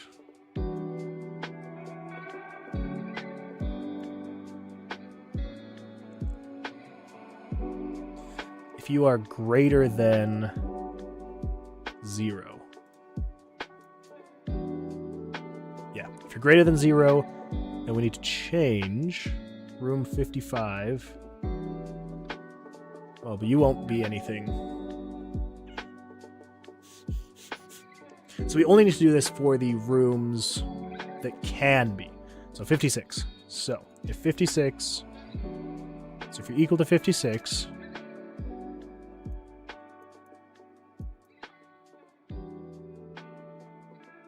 yeah, because we're going to have to change this for every single floor layout, which is fine. This should be a pretty quick thing to do at the beginning of each floor. So 55 through 60. If you're equal to 56, then just say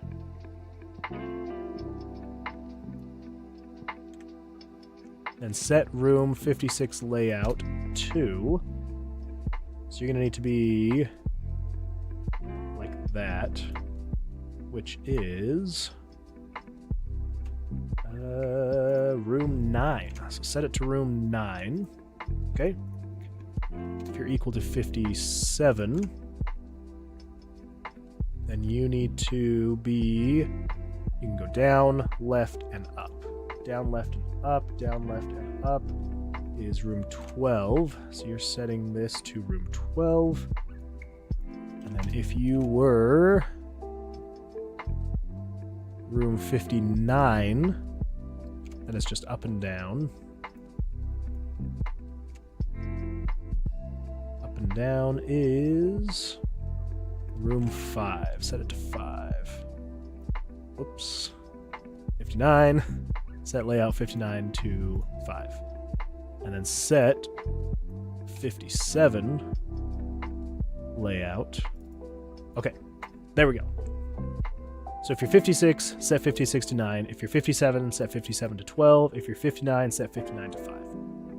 That way, you have your exits, and then you also have the way you can progress. Perfect. Okay, there we go.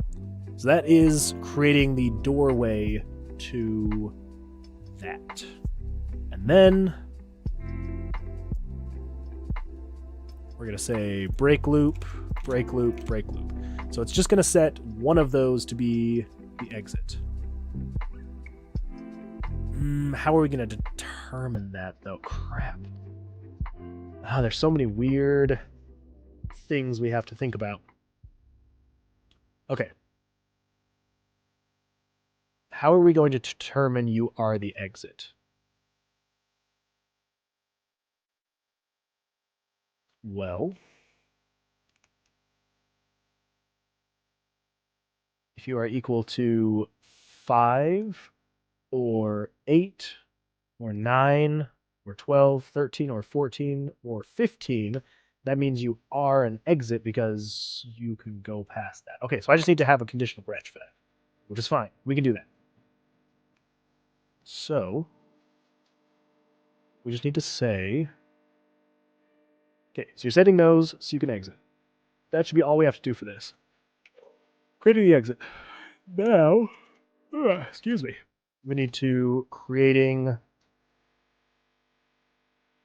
switch. Creating exit switch. Loop. Set random card face to equal. We need this to be 6, 12, so we need equal to 13 through 55, 54, 53, 52, 51, 50, 49, right? 60, 59, 58, 57, 56, 55, 54, 53, 52, 51, 50, 49, 48 through 48. Okay, so 13 through 48. Okay. Now what are we going to do to check? So we need to say, with a script call,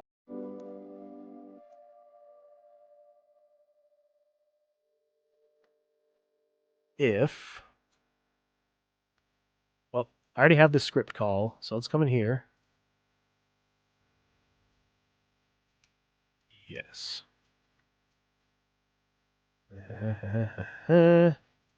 So you are, if 98 plus 4 times the player location, but we don't need the player location. We need this to be 36. Okay.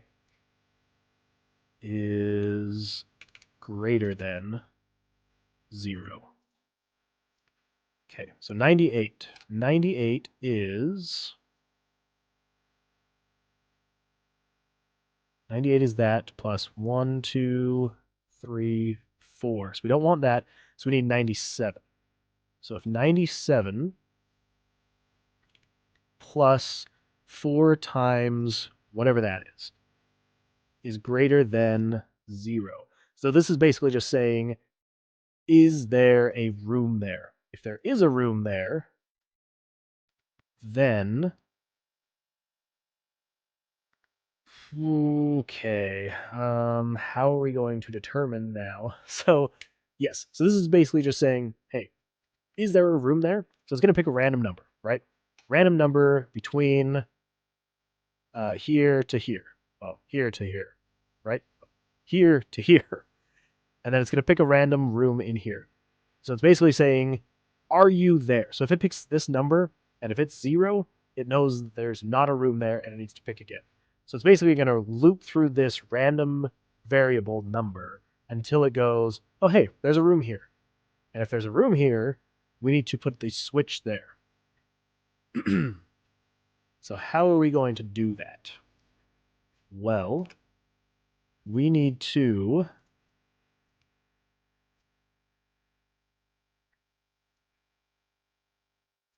say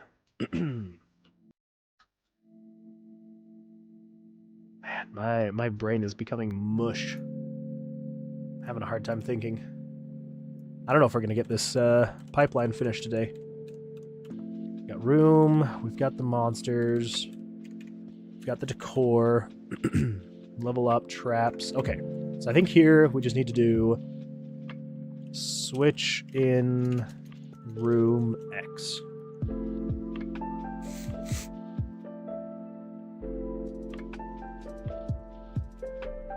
We're going to set switch to in room X to, what was it? Switch, variable 36? Yeah, random card face. Okay, so loop, set random card face to 13 through 48. If any of those, if that number, if 97 plus 4 times 36 is greater than 0, so if it is a room, then set this variable switch in room X to random card face, and then break the loop. So that is just saying, okay, we have the switch. The switch is spawned in a room. Great, perfect. So that should be all we need for that. So if we should be able to copy this and come in here, and then before we set the player location, save that. Just want to make sure we don't lose any of that progress. So this is creating the exit. Loop. Random face between 55 and 60. So this is the only things we need to change. So we just need to come over here. So we are 55, 57, 58. So if you are equal to 55, then set room 55 layout. So that needs to be just another up and down, which is 5, 5. So that's 5. And then if you are equal to 57, 5, 6, 57, 58. Yeah, 57, 58. Yeah, so 57. If you're equal to 57, we need 57 layout to be equal to, so you need to be a L shape. L shape like that is that one, 9. So set you to 9. And then 58, if you're equal to 58, then change room layout 58 to, so you need to be 3, so you need to be up, down, and left. Which up, down, and left is 12. So set you to 12. There we go. Okay, that should be good for that. And then same thing here, you're just setting the random variable. We shouldn't ever have to touch this. That just spawns in the switch in a random room between there. As soon as it's done, break the loop, continue on with the room spawning. Yes. Okay, so now we just need to determine this. So in here, if dead monster's on, jump to label dead monster.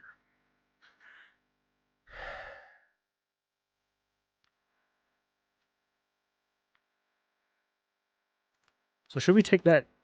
I think we should take care of that in the room spawning.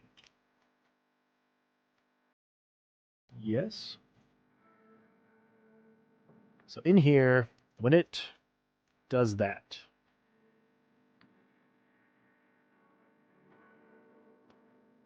we want to set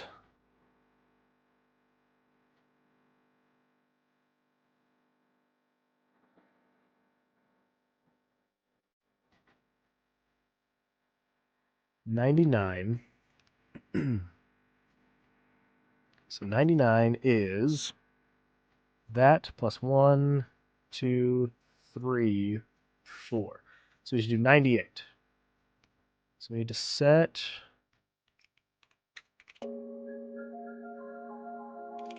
So that's setting the monster. The random card face is 36, so 906 to 906. Yes. So the player location. Yeah, so 906, 906, 906, 906. So this is basically saying, hey, wherever the switch is, set that room to have no monster, no item, and no decoration. No trap. No trap. We need to not have a decoration either.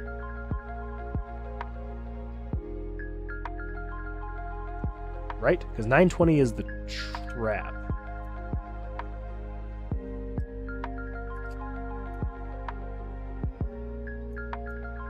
$920. That is the room traps. So we need the room decorations. So we need you to be 841. 1, 2, 3. Okay, so here. So 837. 1, 2, 3, 4. So 837. So we also need you. 837 plus. So we just need 840. Right.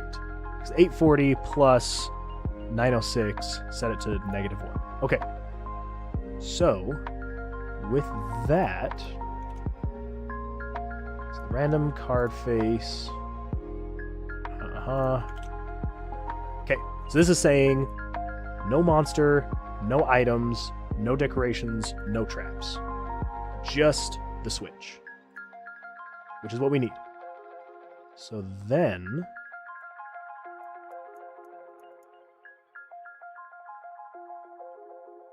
Okay, so then this is setting 906. So this is determining where the switch is. So if you're, let's say you're 13. Okay. So then in here, we need to say initial branch. If variable 100. So if the player location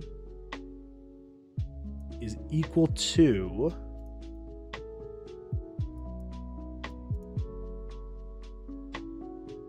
item in room, switch in room X.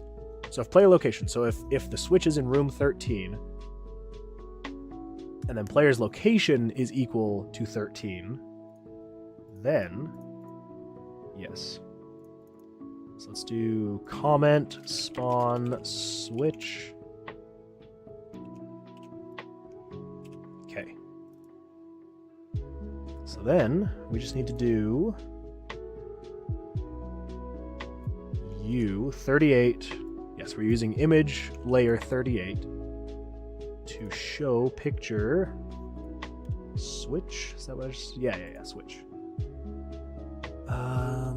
Oh, yeah. Because the switch will never be in the same room as the door. Okay, yeah, so we'll do just switch 1. So show switch, and I'm not going to make this mistake again. Show switch 1. Close that. Okay, so now I need to figure out the location, though. So 640 is good, but where are you going to show up on here? So let's grab the switch. Throw it in here. Okay, so let's center you. There. 60. So if we go 30, does that feel good? Yeah, center of the room, that feels good. Maybe if we go 1, 2, 3, 4. 1, 2, 3, 4. 1, 2, 3, 4. Okay, so we're gonna go right there. And that location is 640 by 252. 640 by 252. Oh my gosh, there we go. 100, 100, 255. Okay.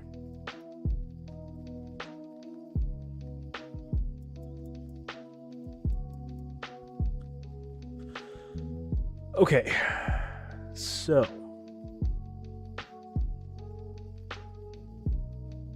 yes. Yeah. Now, can I do the animations here? Because this is turning off new room. So am I able to...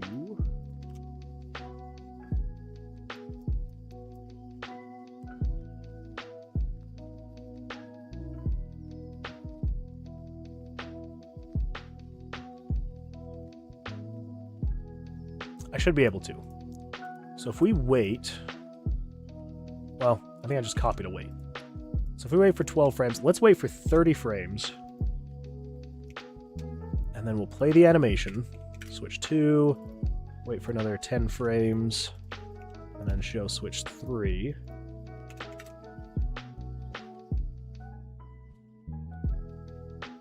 Okay. Now here's the potential issue. In my mind, I was thinking, okay, how are we going to determine that the door is open? Trying to think if there was a way to do that without having to create more switches, more variables, anything like that. Sorry, my leg is very itchy right now for some reason. So it plays the animation, and then it should be done. So then it should jump down to here, call it good, turn off new room. But... So at that point, we're just going to say, control switch, door open. Turn on door open. Okay. So for you, conditional branch, if door open is on, then what we're going to do is cut you, put you there. So if you are on, just show that picture, call it good. If you're not, then we need to show the whole animation of it switching, and then turn on open door, and then we're good to go. Okay, that should be all that's needed. So when you go into the room, it waits for 30 seconds, so half a second. It lowers the switch. It'll turn on open door, so that way if you leave and come back, it's still showing that. Okay. Yes. So then...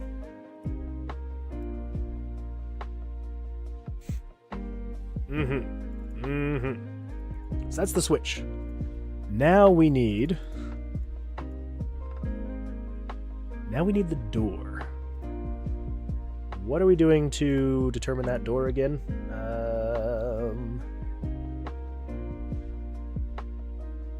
Okay. So I'm gonna need a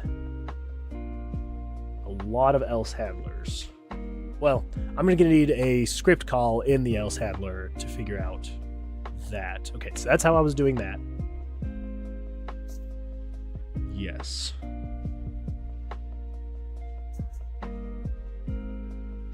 Okay. Now here's where I will probably need to use another image, because I am wanting to... Okay, so that's the switch. Let's do...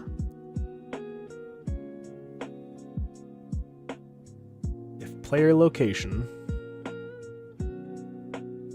So now we need something to say if the player is in...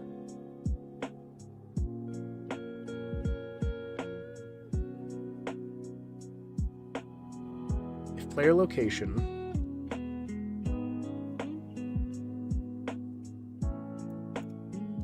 if game variables value 100 is greater than or equal to 55 and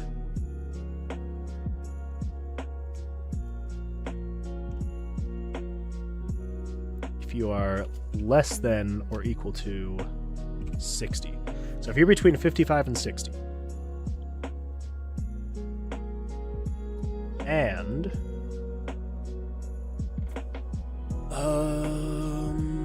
yes, yeah.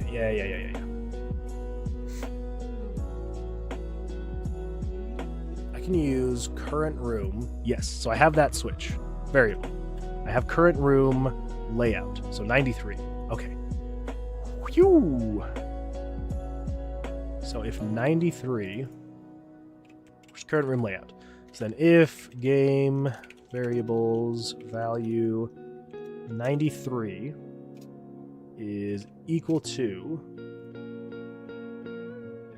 so if the current room layout is equal to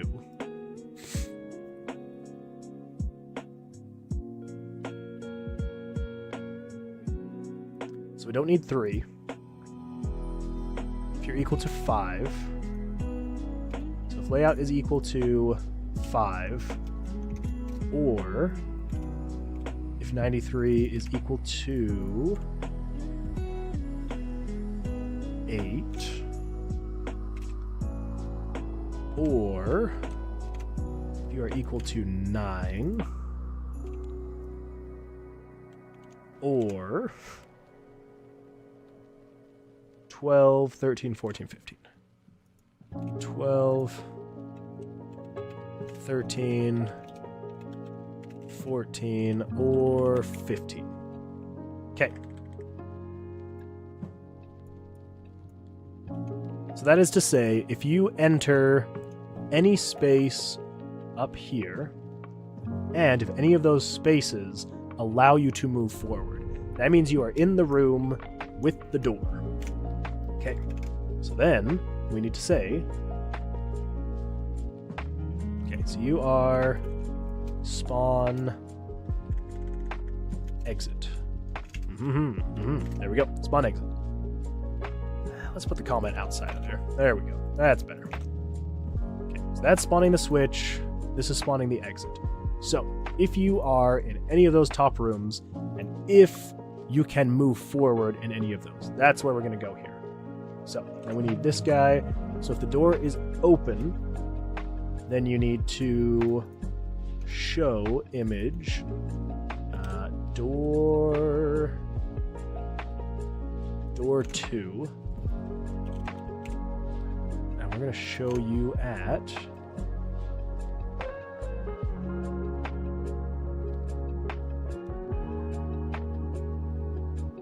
there we go. Okay, we're going to do 1 2 3 4 1 2 3 4. Perfect. We're going to show you 640 by 148. Oh my gosh. There we go. 640 by 148. We're going to show image 39. This way we can have the decorations still. I don't want it to just be a bare room. It's kind of boring. So, yeah. So if you're open, show that. If you are not open, show that. Right? Door 1, door 2. Okay. Perfect. Okay. So, that should allow us to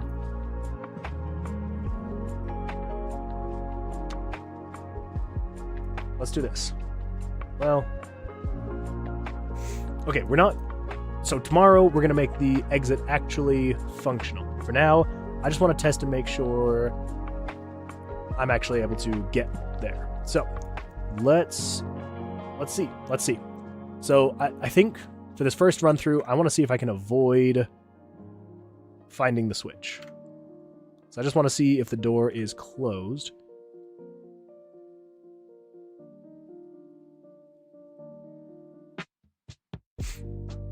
Okay. Well, I found the switch.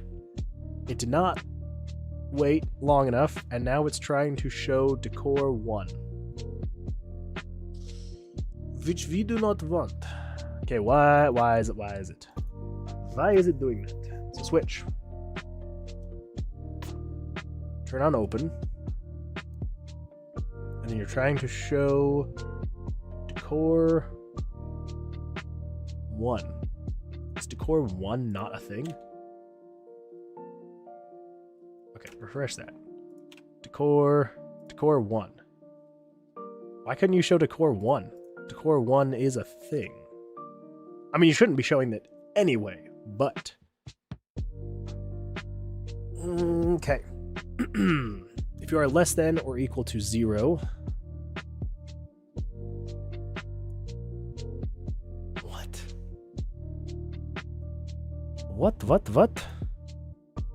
Okay, well, first of all, when you spawn, creating exit switch.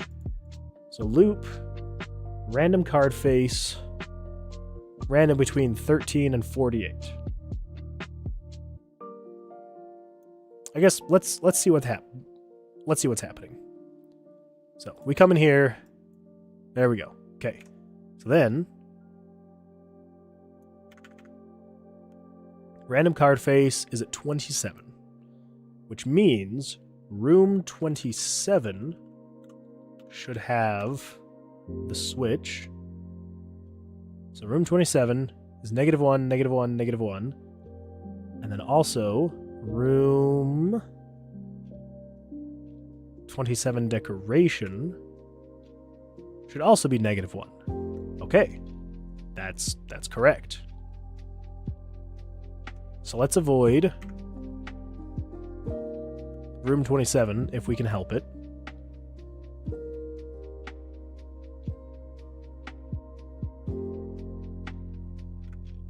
$18.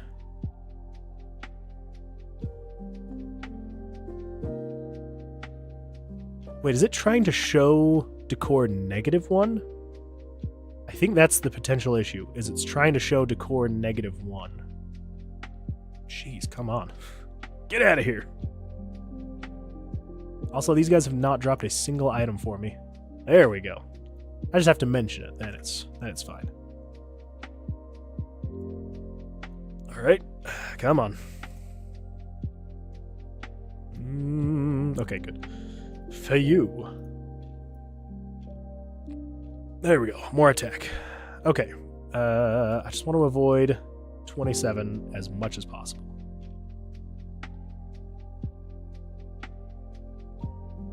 Man, there have been so many monsters. There we go.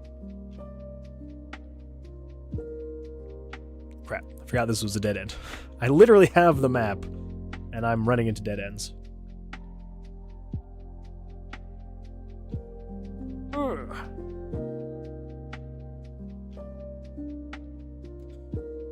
Okay, let's avoid 27.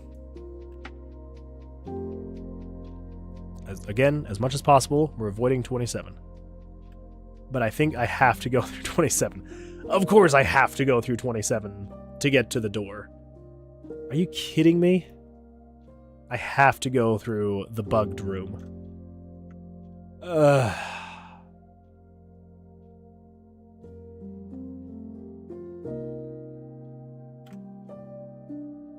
Okay, at least we can see what it's trying to do now. Because it looked like it was just trying to load decor. Okay, yep, so it is trying to show decor -1. So that is the problem. So, what we need to do then is down here, showing create room decorations.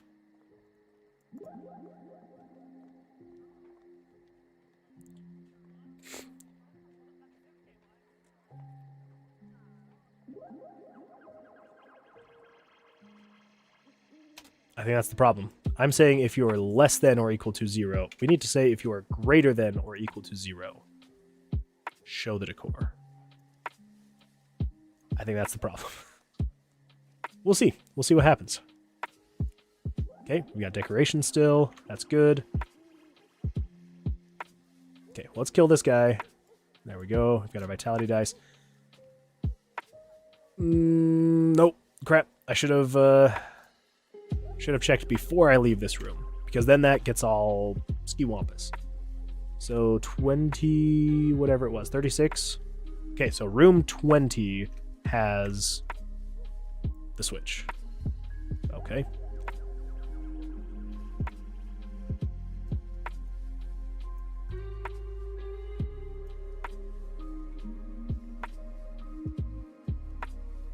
Okay, so let's go find room 20, wherever that is.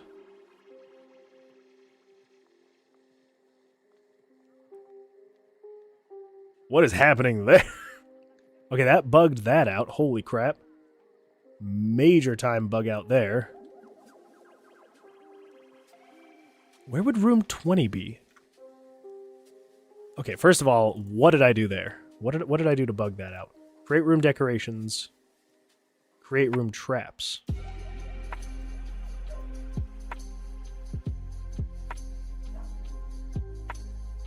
Okay, what is happening here? Okay, let's set this back to less than or equal to 0.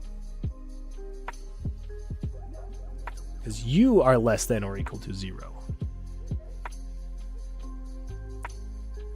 What have I done?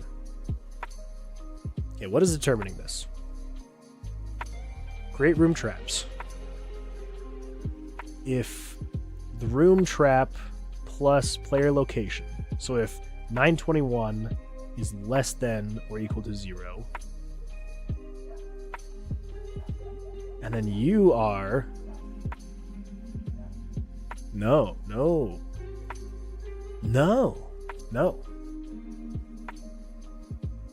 So 920 plus... So 921 is less than or equal to 0. Oh, my brain is such mush right now.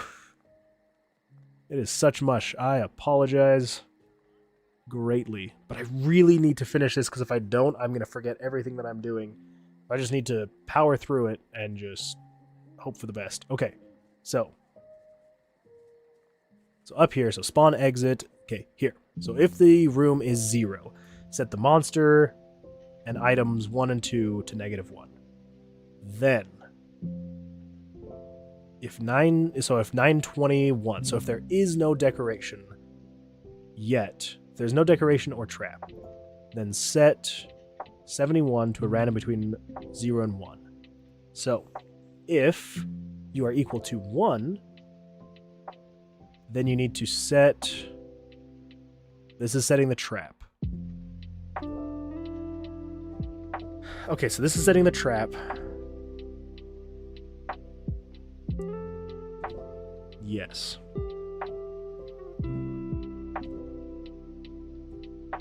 So if the trap is less than or equal to 0. So this is saying if there is no trap. So if you are equal to 0 or less, set no trap. Okay. And then you are saying if trap is equal to... No, 921 is decoration, right? Not trap? 921... Okay, is room trap.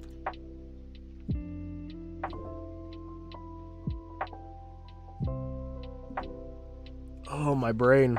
My brain is hurting so much.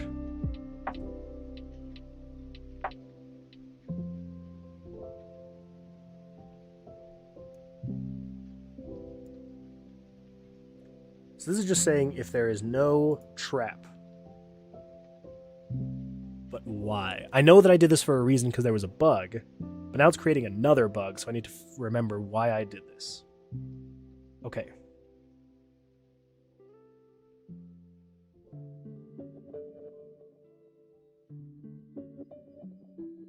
If monster or item is equal to 0. So that if the room is empty, set all of those.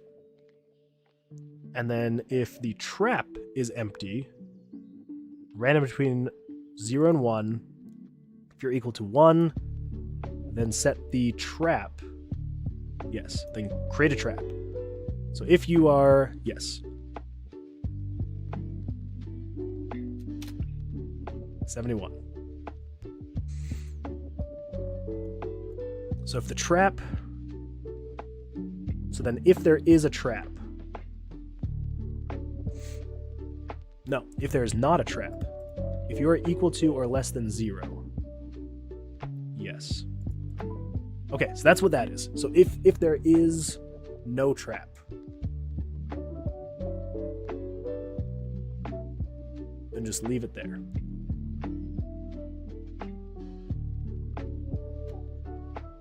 Wait, no, this is just if it's empty, because this is the decorations. This is decorating the room. Yes, we know that. So, we then need to say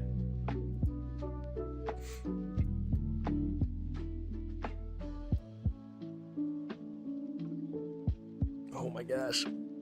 Okay.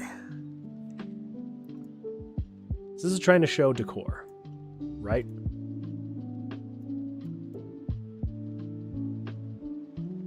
So do we just need to have another conditional branch? Well, because 840 is the decorations, right? 840 is room decor. Yes. So if room decor 1 is equal to 0,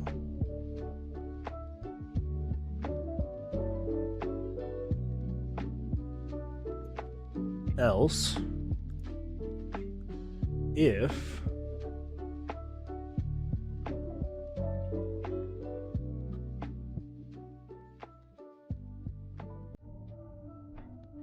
you're equal to 0, set a decoration. So we need to say if you are less than 0. I don't know if I'm going to be able to finish this today. My brain is absolute mush with this. I know there's a very specific thing that I need to add. I just cannot think of what it would be.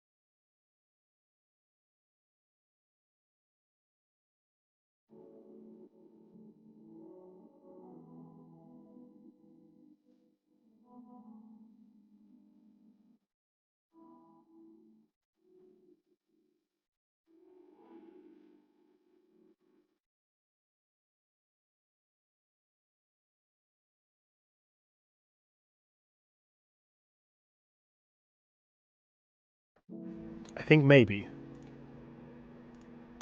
that might have fixed it. Maybe. We're going to see. So right now, 36. So you're in room 33. So let's go to room 33.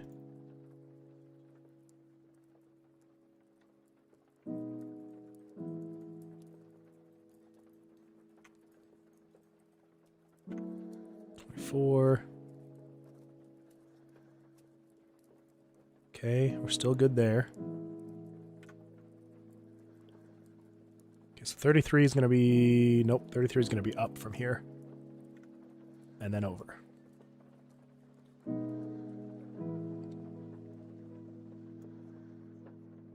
Let's see if we can even get there, though. 35, 34... Okay, so that's not working correctly then. Unless... Okay, so it is working correctly. Ooh, that freaked me out for a second because I couldn't get over there from this spot here, so that had me worried. That had me worried. Okay, so when we move up... Let's hope... Okay. Okay, so then I should be able to come up here, come down here, the switch is still pressed. Come up, come down, switch is still pressed, come down, come up. Okay, all right. We're on the right track then. So let's go find the exit, which should be open at this point. Now the exit has to be up here somewhere, or...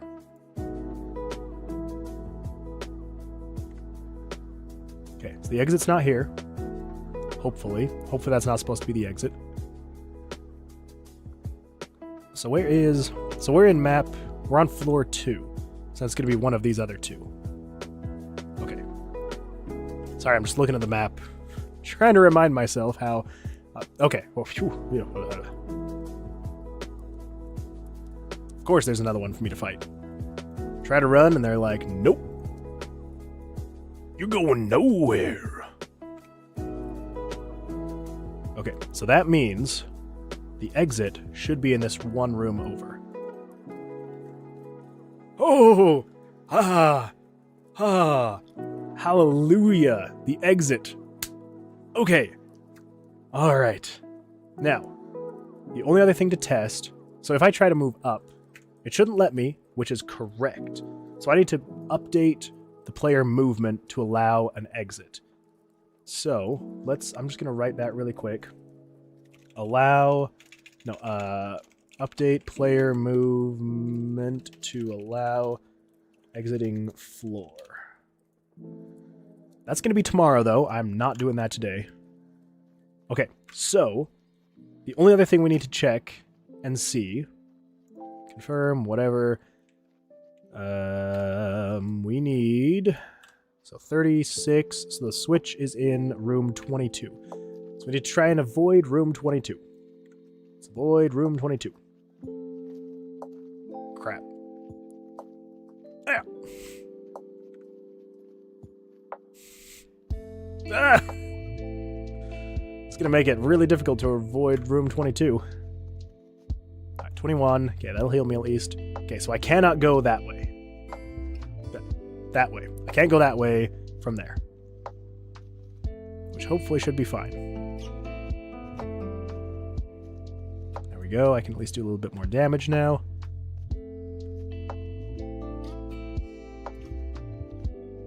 Okay. Let's keep going. Ugh. Okay, there we go. Get a little bit more healing, a little bit more max HP. Okay. We're doing great. We're doing fine. Let's keep moving up. I hope it's not somewhere over here, but I guess we'll find out.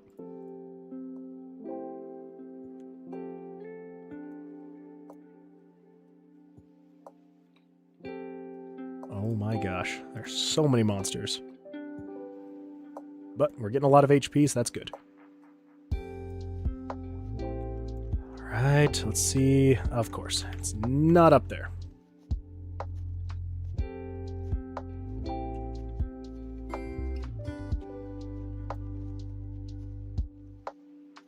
Okay, so this is not the door. This is not the exit. Which is fine. Is the exit over here? Yes, the exit is over here. It shows up behind the monster. Ugh. Okay.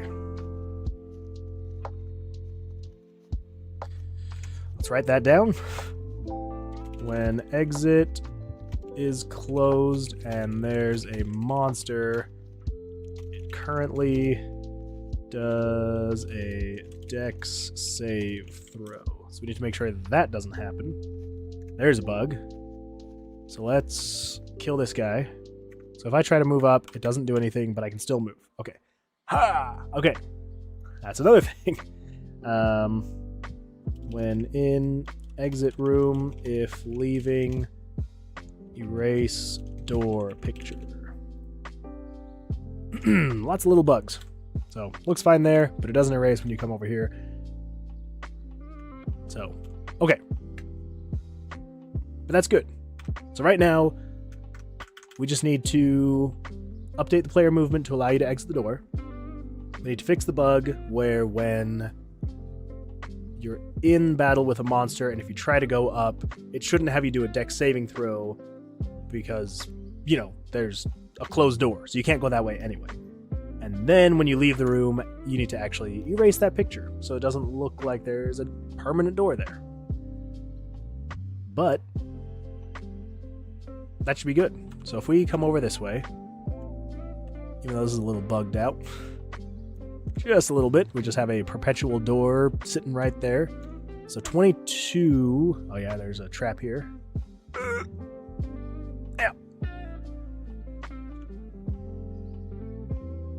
Of course, there's 2 traps in a row. if we come up over here, there should be the switch. The switch goes down, door opens. Okay.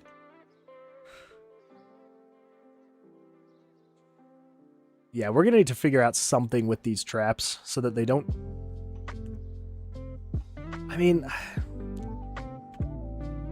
I kind of want them to trigger every time you go over them, but I also kind of don't want them to trigger every time you go over them, so we'll just figure that out. Anyway, there we go. Perfect. So, yeah. Technically, it's working. We just need to have it so that it actually allows the movement, so when you exit...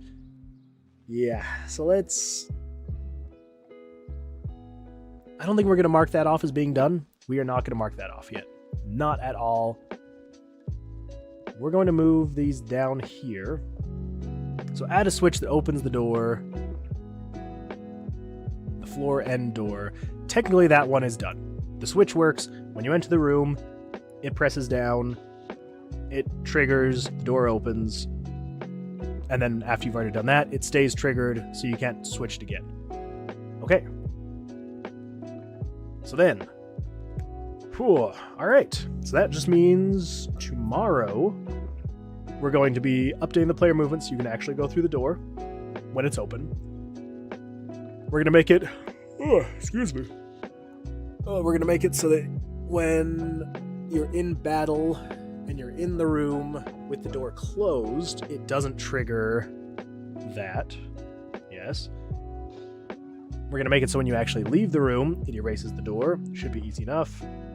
We're going to finish creating the exit, because we actually need it to, when you go through, have it close out, and then I'll need to determine what actually happens. For now, it's just going to take you to another random floor, which will be fine. We also need to update death. Reset new variables, turn off new switches, etc. Okay.